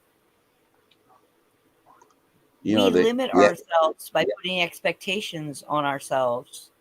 We limit others by putting expectations on them. And until we realize... Go ahead, Pappy. I'm sorry. No, you go right ahead.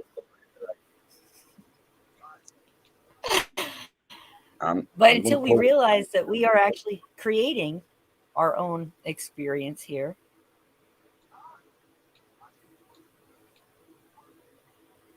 we're not going to realize that the creator lives within each and every one of us. That we are getting exactly what we ask for, and we are limiting ourselves in exactly the way we choose to limit ourselves. So when we do that, like negative self-talk, or I can't, or I won't, or this or that or the other, every time we say that, we place a block in front of our own prosperity and well-being and happiness.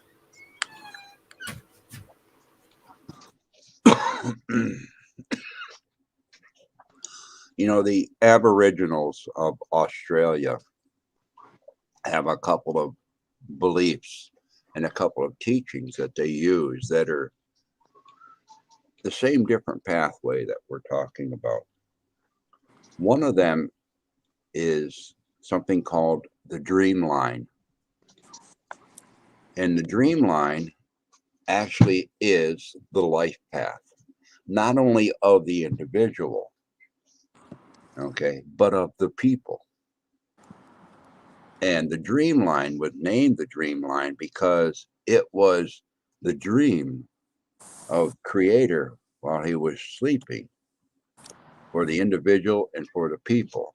So when they say they're going to go out and they're going to walk the dream line on a walkabout, they're co-creating. And they have another name for that walkabout while they're going out walking on the dream line. And that is called the song line. And the song line is actually where they go on their walkabout, and they go from place to place, sacred place to sacred place, or go do something sacred in a place which makes it sacred from that point forward, while they're singing that creation song in their heart. They're called the song line. Now here you're talking about a people that historically had, by our standards, nothing. Yet they had everything. Everything. They had nothing and were happy. They had everything and were humble. So you create the dream line by singing the song on the song line. And you become the web you weave. You become part of the greater web that you've added your web to. The web continues to get larger and larger. And when one strand of the web is attached to another strand of the web, there is recognition. There is energy flow. Outward and inward, you become part of the whole. You reconnect to yourself. And you receive new connections. And I always thought that was a wonderful teaching.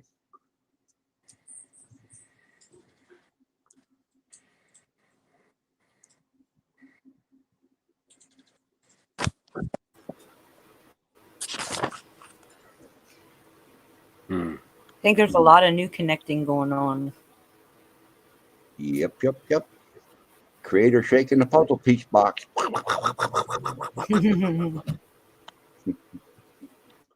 Or less. It's around the holidays. Might be the time that the mixing bowl's got the whisk in it. And he's going whipping up that cake batter. Gingerbread houses and all that good stuff. I'll put a little yeast in here so that they rise up to the occasion. Put a little sweetness in there so they remember how sweet life is. Okay, I'm going to put them in the oven. I'm going to bake them for a little while so they get solid in their foundation. And then later on, we'll all sit down at the table and just eat the joy of life. Yeah.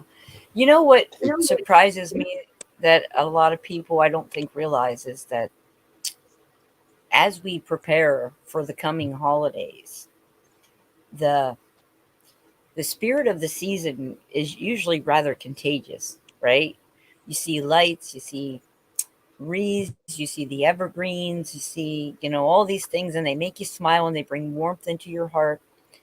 And what they don't realize is this time that we are in now, approaching these holidays, is the darkest time of the year. And so the spirit of giving is a light until the light returns. You see?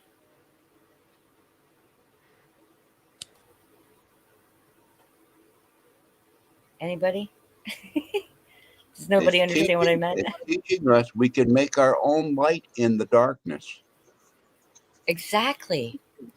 Isn't that beautiful? Isn't that just amazingly wonderful? No, it's We just make fact. our own light in the darkness. Huh? I said, no, it's just fact. Facts. Just the facts, ma'am. Well, sometimes facts can be amazing too, especially if Yep. you didn't previously know them. But I think it's important. I think a lot of people maybe don't make that connection. These are the darkest physical times of the year on the plane, on the northern hemisphere of the planet that we are on. These are our darkest times, and then when winter solstice comes, the days start to get long incrementally again, right? And so we come into this time where at our darkest we are our brightest, and we don't even see that light about us most of the time because we're so wrapped up in what we've been told it's about that we don't see that wonderful, beautiful gift that we all share. That's why you were named what you were named. Like the song says, come on, baby, light my fire. I was wondering why Rabbit jumped into our cards again today. How funny. Oh, Now Edge He wants said, to talk. rabbit, and the chase is on. Edge is on the chase. I'd like to read this again, but the contrary really puts it. That might be why he's back visiting again. So I want to share this medicine. Scared little rabbit, please drop your fright. Running does not stop the pain. or turn the dark to light. So stop running. Confront the pain. A long time ago, no one really knows how long ago. It was. Rabbit was a brave and fearless warrior. Rabbit was befriended by Eyewalker, a witch. The witch and the rabbit spent much time together, sharing and talking. The two were very close. One day, Eyewalker and Rabbit were walking along, and they sat down on the trail to rest. Rabbit said, "I'm thirsty." Eyewalker picked up a leaf, blew on it, and then handed Rabbit a gourd of water. Rabbit drank the water but didn't say anything. Then Rabbit said, "I'm hungry." Eyewalker picked up a stone and blew on it and changed it into a turnip. She gave the turnip to the rabbit to eat. Rabbit tasted it and then ate the turnip with relish. But still, Rabbit didn't say anything. The two continued along the trail which led into the mountains near the top. Rabbit tripped and fell and rolled almost to the bottom. Rabbit was in very sad condition when Eyewalker got to him. She used a magic salve on Rabbit to heal his great pain and mend his broken bones. Rabbit didn't say anything. Several days later, Eyewalker went searching for her friend. She searched high and low, but Rabbit was nowhere to be found. Finally, Eyewalker gave up. She met Rabbit quite by accident one day. "Rabbit, why are you hiding and avoiding me?" the witch asked. "Because I'm afraid of you. I'm afraid of magic," answered Rabbit, cowering. "Leave me alone."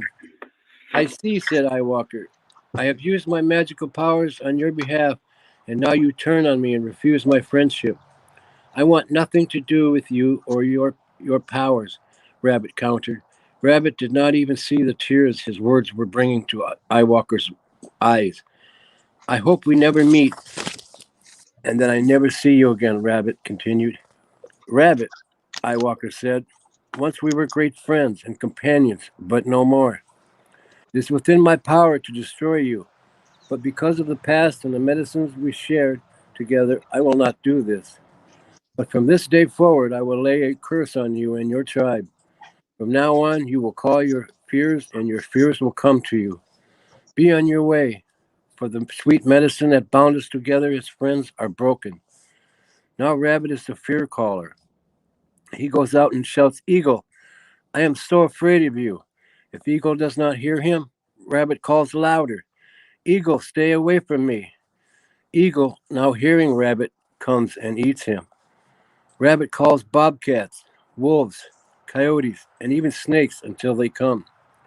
As this story shows, rabbit medicine people are so afraid of tragedy, illness, disaster, and being taken that they call those very fears to them to teach them lessons.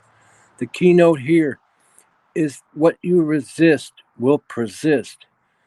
What you fear most is what you will become. Here is the lesson. If you called Rabbit, stop talking about horrible things happening and get rid of what if in your vocabulary. This card may signal a time of worry about the future, or of trying to exercise your control over that which is not yet informed, the future. Stop now. Write your fears down and be willing to free them. Breathe into them and feel them running through your body into Mother Earth as a giveaway. Now, the upside down sends good medicine too. Contrary medicine of the rabbit is the paralyzed feeling which rabbit experiences when being stalked is rabbit in the contrary position. If you had tried to resolve a situation in your life and are unable to, you may be feeling frozen in motion. This could indicate a time to wait for the forces of the universe to start moving again. It could also indicate the need to stop and take a rest. It will always indicate a time when you need to reevaluate the process you are undergoing and to rid yourself of any negative feelings, barriers, or duress. Simply put, you cannot have your influence felt until you rearrange your way of seeing the present set of circumstances. There is always a way out of any situation, because the universe force does move on. It is the way in which you handle problems that allows you to succeed. Take a hint from Rabbit. Burrow into a safe space to nurture yourself and release your fears until it is time again to move into the pasture, clear of prowlers who want a piece of your juice energy.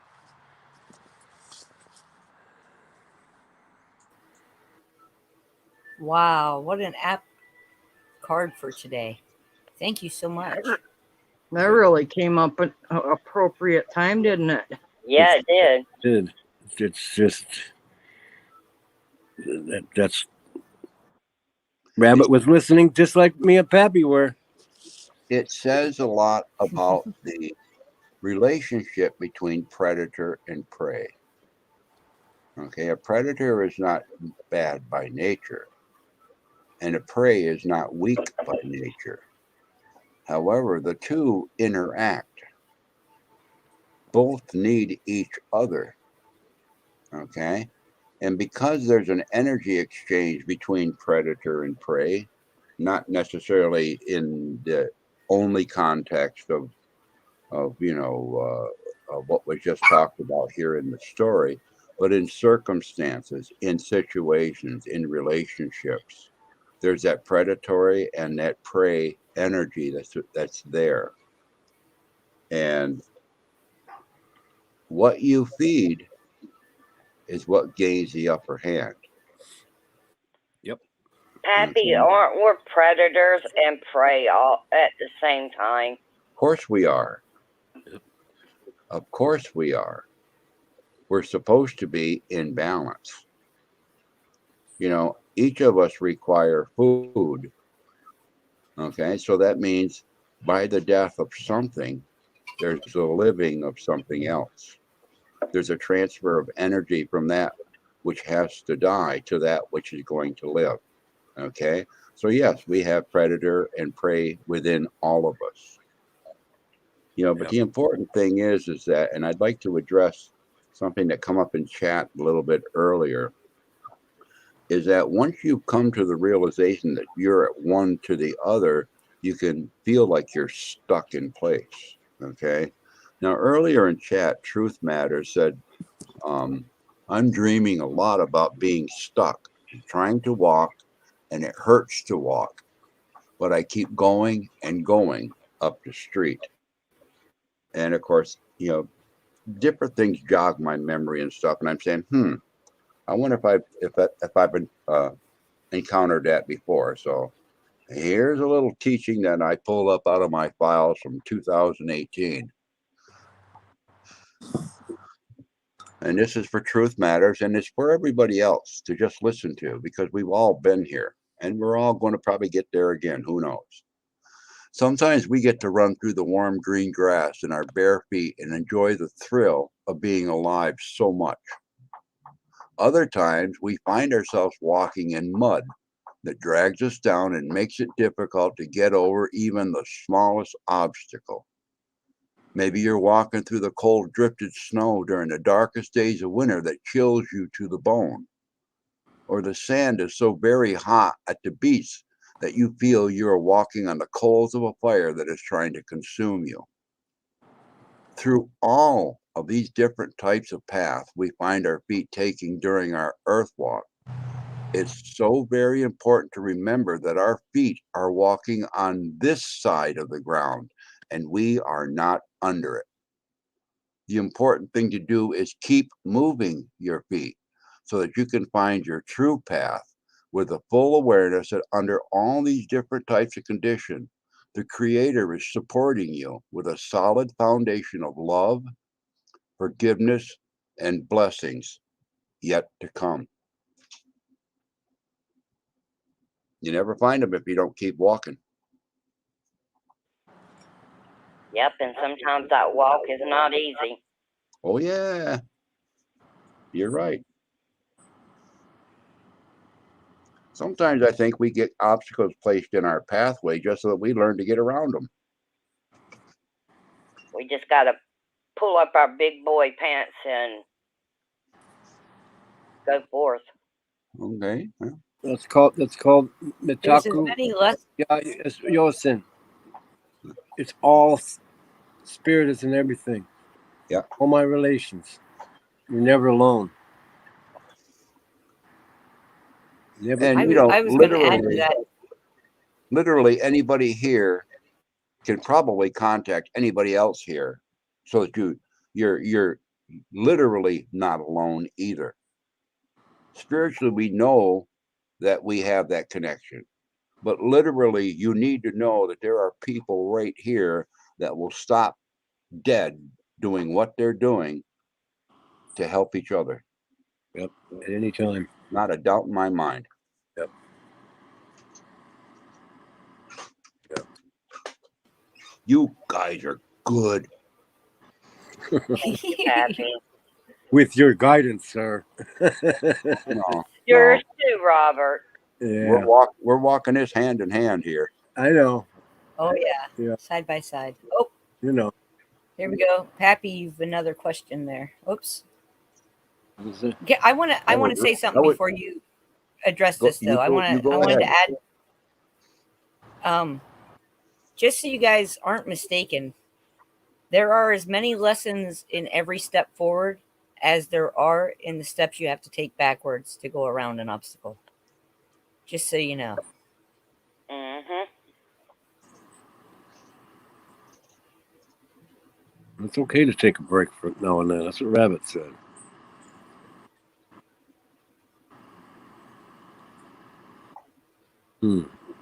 We're supposed to rest. If you've been doing something significant in your life, like I read earlier, you might find yourself completely pooped out. Okay?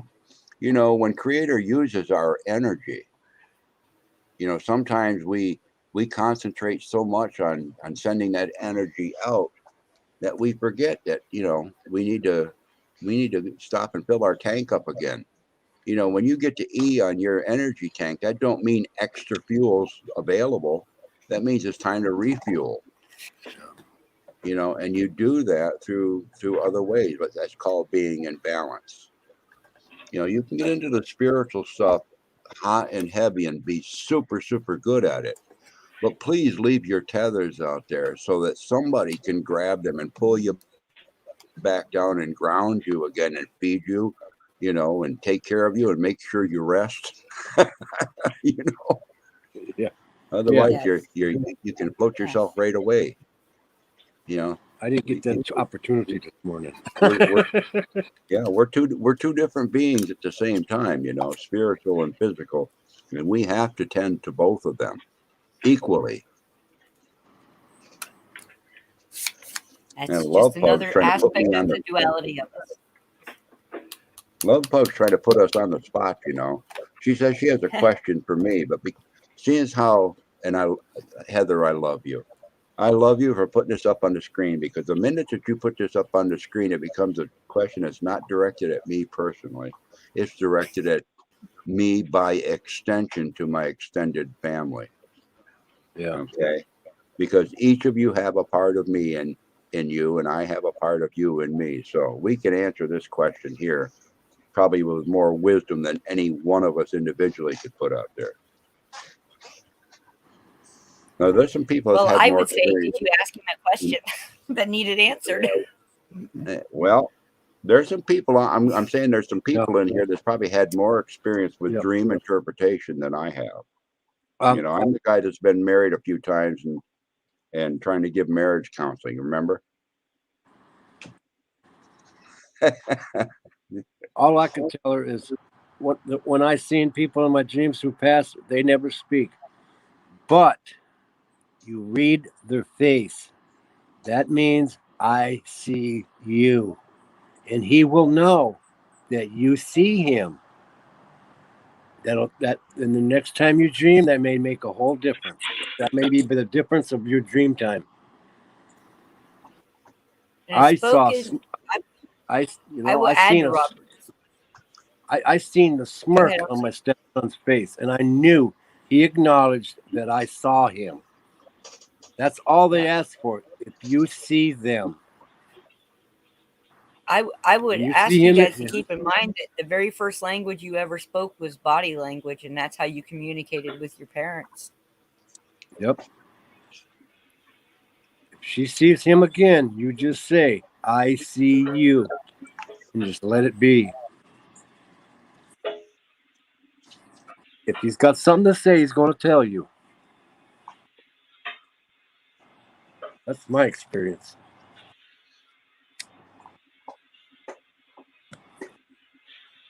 Anna, I know, I'm waiting for it too. I'm Millie doesn't here. have that many claws, girl. No, we were done before. We were done before I came on. There's so much to think about in everything that's been said. You know, the fact that we're all connected is really pretty touching. Yeah, it is. And you know, my friend, she was a veterinarian, and she made this oath in life to do no harm. If more of us would take that kind of a thought to heart and that kind of an oath to ourselves, it means we don't harm ourselves. It means that we pass on the goodness and what we have inside of us to help each other. That love that we have for others, the love that we have for the creatures around us, if we just put that into a daily function, or keep that in mind at all times, I think we'd be going a lot farther in life than we do when we find ourselves falling into a little bit of self-pity. But we have to also keep in mind that you have to take the time not to burn yourself out by having the candle lit on both ends. Because in taking care of yourself and making sure that you're feeding that inner you, that child in you, every aspect of yourself, you give yourself the strength to endure and to be there and be a healthy mind and energy for others. I don't know, that's kind of where my thoughts are at on everything we've talked about. Just like rabbit medicine.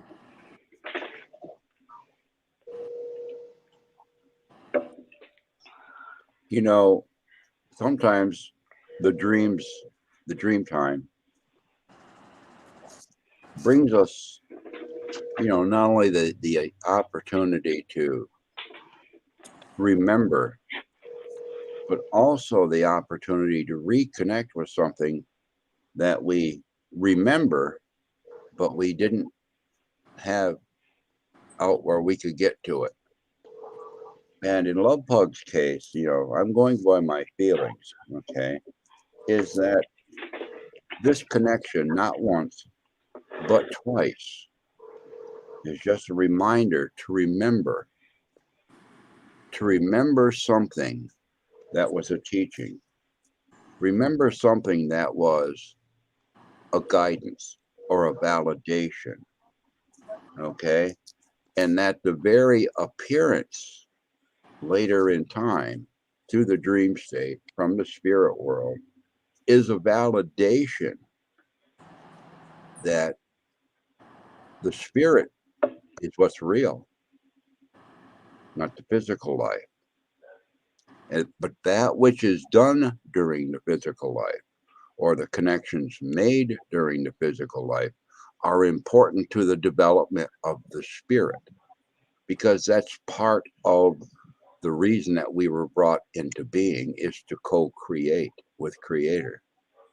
And it enriches the overall experience. So those that have crossed before are not only our companions, and they are part of our past, they are still part of our present. And they will be part of our future once again, because that part hasn't died.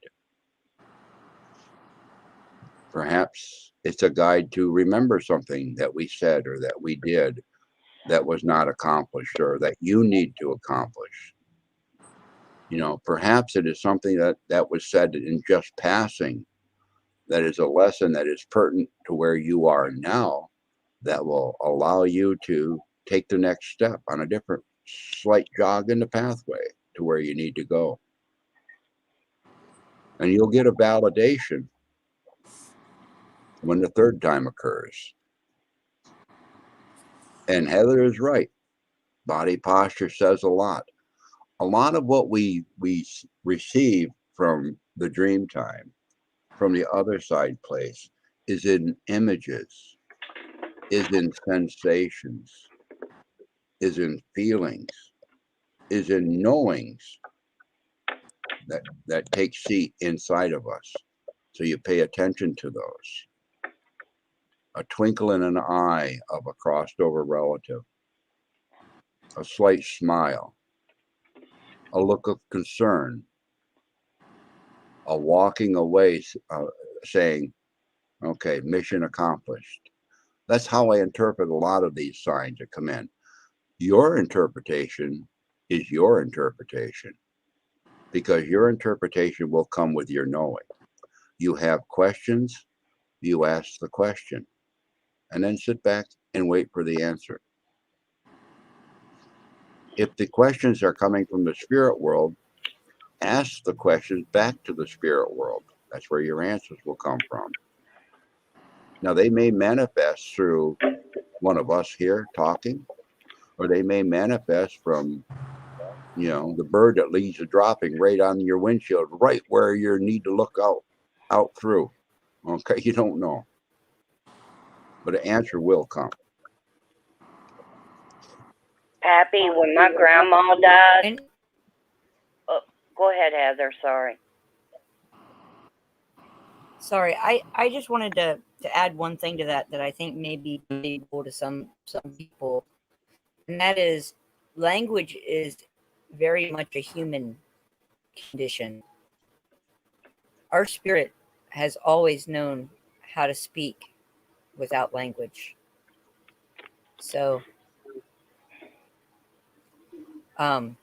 when you do get a visit from the other side, I wouldn't always expect words. Sometimes you're going to have them.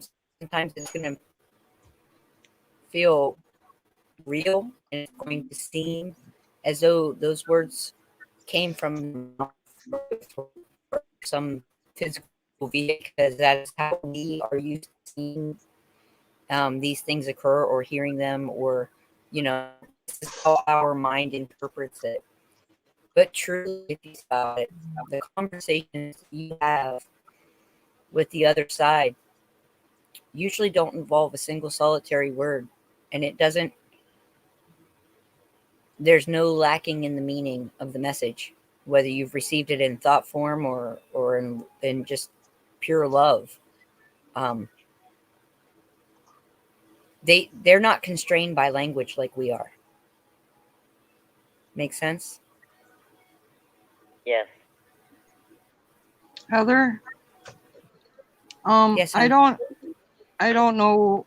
You know, Pappy told me to listen to my feelings and things a lot more than I sometimes do. But there's somebody right now in our chat that really needs to step back and take a little step back, slow down a little bit. There's somebody in our chat right now that's really spending a little bit, not enough time on themselves right now.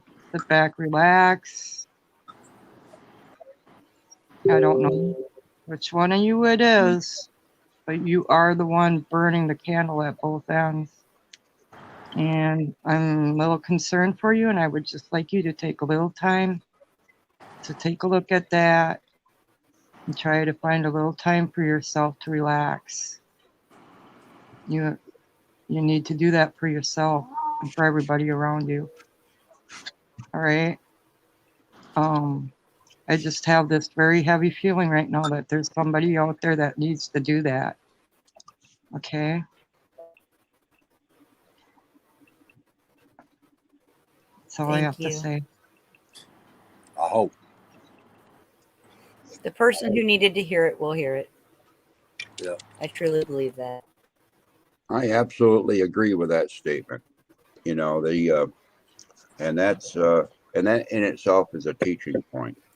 You know, nor is it for anybody's um, benefit to go through chat and look at names and that sort of stuff and say, who could it be? Who could it be? Who could it be? You know what? That's gossip as far as I'm concerned. None of I'm our not business. even looking at the chat, Pappy. I just have Oh this. no, I didn't say Yeah. you were. Okay. Okay. But I'm saying it's normal for people to want to do that. Well, who could they be talking about? Who could they be talking about? Okay, don't worry about that. If it isn't addressed to you, then it's not your concern. Okay. Amen. Or is it your responsibility to make those personal choices in your individual life that person would have to make? Okay. These are observations that are being put out there where Creator is giving people the opportunity to be aware that there's time for a choice if you want to make it, you know. And there's three ways you can go when it comes time to make a decision. You can make a decision in the affirmative, a decision in the negative, or no decision at all. All three are decisions. All three have different pathways. And that's up to the individual. They spin their strand of the web. Thank you, Pappy.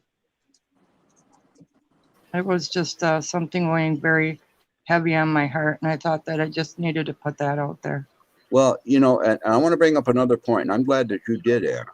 Okay, because what this world needs is people that come out and speak their truth without judgment, okay, by anyone else, okay, rather than hiding the truth, rather than hiding a gift that you have of observation and things of that nature. If the information is not put out there, then there is never an opportunity for somebody to do something. That was actually a little bit hard for me to do. Well, you're put that coming out into there. your own now, Anna, and I spoke with you privately about this. Yeah. You know, in another gathering, and each of you here, and each of you in the chat, you're all coming along at your speed, okay, with the help of each other here. And so I would fully expect, like one of the books that I've read said, that in those times, people will see visions. People will speak in tongues. People will be able to interpret that which is spoken in tongues. We are the generation that has been spoken of for so long. We are the generation that is supposed to hand off the baton to the next 7 generations of truth, of transparency, of connectiveness, all of that. And that comes down to one 4-letter word: love. LOVE. That allows us to become the truest expression of why Creator brought us into being in the first place. It was through Creator's love that his intent of his love, or Creator's love, would go out to the widest area possible through that which was created. Because that which was created contains part of the original love. Bear it, Absolutely. open your arms, paint it on your hearts, see it far and wide as a truth. Well, also, God gave us ears to hear and mouths to talk. But if you don't have that open, you can't receive anything. Sometimes it's best to sit back and listen than it is to run your mouth. You can understand people. Well, sometimes we need to disconnect our mind before we open our mouth, and then Yep. disconnect our mind and connect it to our heart, and then speak. Yes. Yeah. I want to Hello, thank Kathy Cat, Chip Kicker. How you doing? I want to thank you guys, man. You guys gave me a great idea, man, for this Christmas. I tell you, I thank you guys. You're welcome. I'm going to get me. Not sure what it is, but you're welcome. I'm gonna buy me a box of baggies, and I'm gonna make little gift kits for the homeless people. And then, Oh, there you go. and if I'm gonna section it. I'm gonna use my intuition. If this person needs it worse than this person, he's gonna get the $5 bill package. If the person seems like he's in more need, if I feel it, I'm gonna give him a $10 bill in his bag. I'm just gonna let the love flow. See what happens. What's your address, hon? I'm gonna be sitting out on your porch waiting. You're fixing to have a lot of company, Robert. I'm willing to share everything I have. You know that, Anna. Robert, look, I'm going to give you a little suggestion just to make it easier on you. Okay, so that you don't have to make those choices when the time comes. Put them in brown paper bags so you can't see what's in them, and just hand them out. Yeah, there you go. That's a good Let idea. Creator decide who gets And just- what. Yeah, that's a good Yep. idea. Trust that it will go where it needs to end up. Hey, if And it's a listen, package, can I make a suggestion? Please don't forget to put little Christmas cards in there. You can pick up Christmas cards relatively cheap at like the Dollar Tree or something. That may warm a person's heart for longer than the gift. possibly even if you're giving out some mittens or something, stick a $1 bill or two inside of the mitten. Then when they put their hand in there, they find a surprise. So you guys got to understand. I see this every time I go to town. I see it. You know, and some are worse than others. That makes you know? me very sad. Some of these homeless people don't even know where they're at. That's Yeah. bad. You know.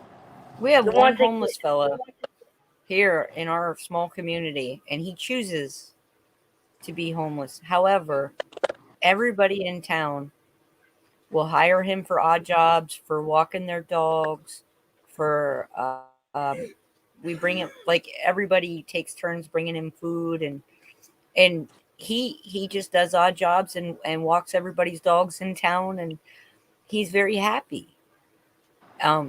He's been offered places and everything, and you can't change somebody's mind about how they want to live, but you can help them along the way and let them know that I see you, right? I see you. Yep. The ones that really get me is the children on the street and the vets.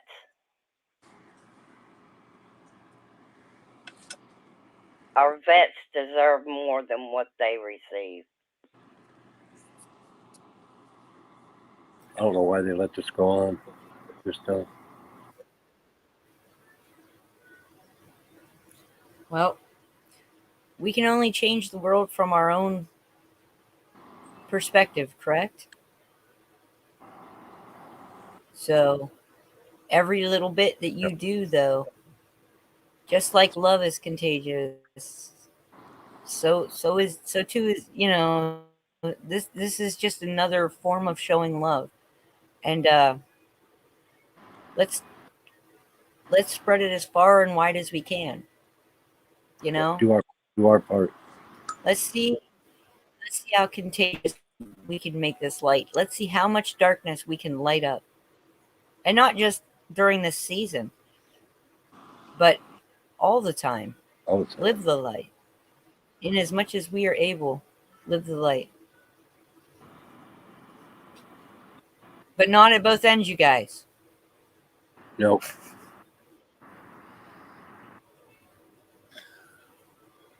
Well, I'm going to ask you all for thoughts to wrap up the show today. I really I love you all. Thank you so much for coming up and having this discussion with me. And it just seemed very appropriate for the times we're in, you know? Just a general reminder. Crystal, you want to head out? You want to say yours first? Sure. Love, light, and happiness. I love everybody up here on panel and everyone in chat. And I hope y'all have a wonderful rest of y'all's day.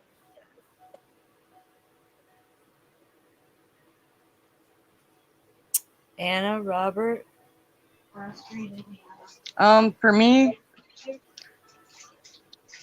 you were talking about a web, and I got a little off topic in a sense, but I want to say that maybe that leads into spinning a web of love, spinning a web of giving and caring.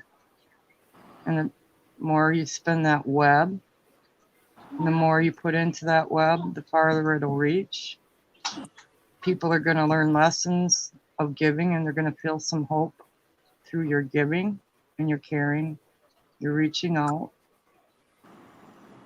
And I think that that kind of web is going to be a very effective thing this holiday season, because there's going to be a lot of people in need that are going to appreciate just that little bit of giving.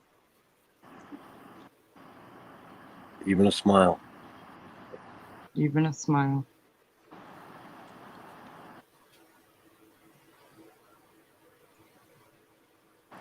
See, I don't think you were off topic at all, because it's all connected. Yeah.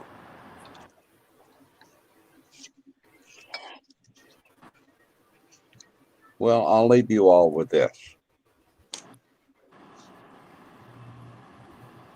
And it fits right in with the web we weave.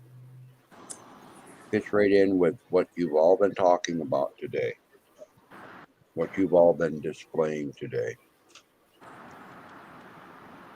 First off, understand that you are the gift.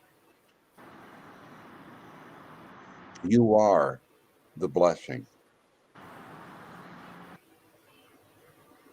You all are capable of being the blessing for another within creation. Another two-legged, four-legged, winged, green-growing thing, crawler, swimmer, the air, the waters. Be a blessing, because you are a blessing. The gift.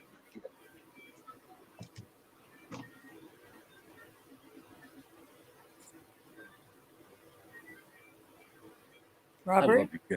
I love you guys. I know. You can feel it, can't you? Yeah, I just hope today's show helps some people, you know. If not, come back again. We're not done yet. We're just starting. I love you all, and I hope you all get medicine and the lessons you need out of this. I certainly am. We're all walking the path. Heather, And thank you so Thank you much. all for walking beside me. And you all are more powerful than you think you are. I really enjoy this platform. You know, Heather's intentions are just to try to help. Yeah. Thank you for being with us, all of you guys. Yep. Thank you to the chat. Thank you guys. Thank you all for coming. Yep. Thank you all. Bye. I want you all to have a good day. And when you think about giving, I want you to not think with your head, but rather think with your heart. And know that sometimes the most important giving costs nothing at all, nothing but a moment in time. And it can last for a long time. So don't ever be afraid to show your light. And don't ever be afraid to be the blessing that you are and to spread that love to someone else. Remember, it's not the gesture as much as it is where it came from, right? From that center. We are all connected. I see you. I love you all. And I hope you have a wonderful day, and we will see you all tomorrow. Bye. Blessings, everybody. Blessings to you too. Love everyone.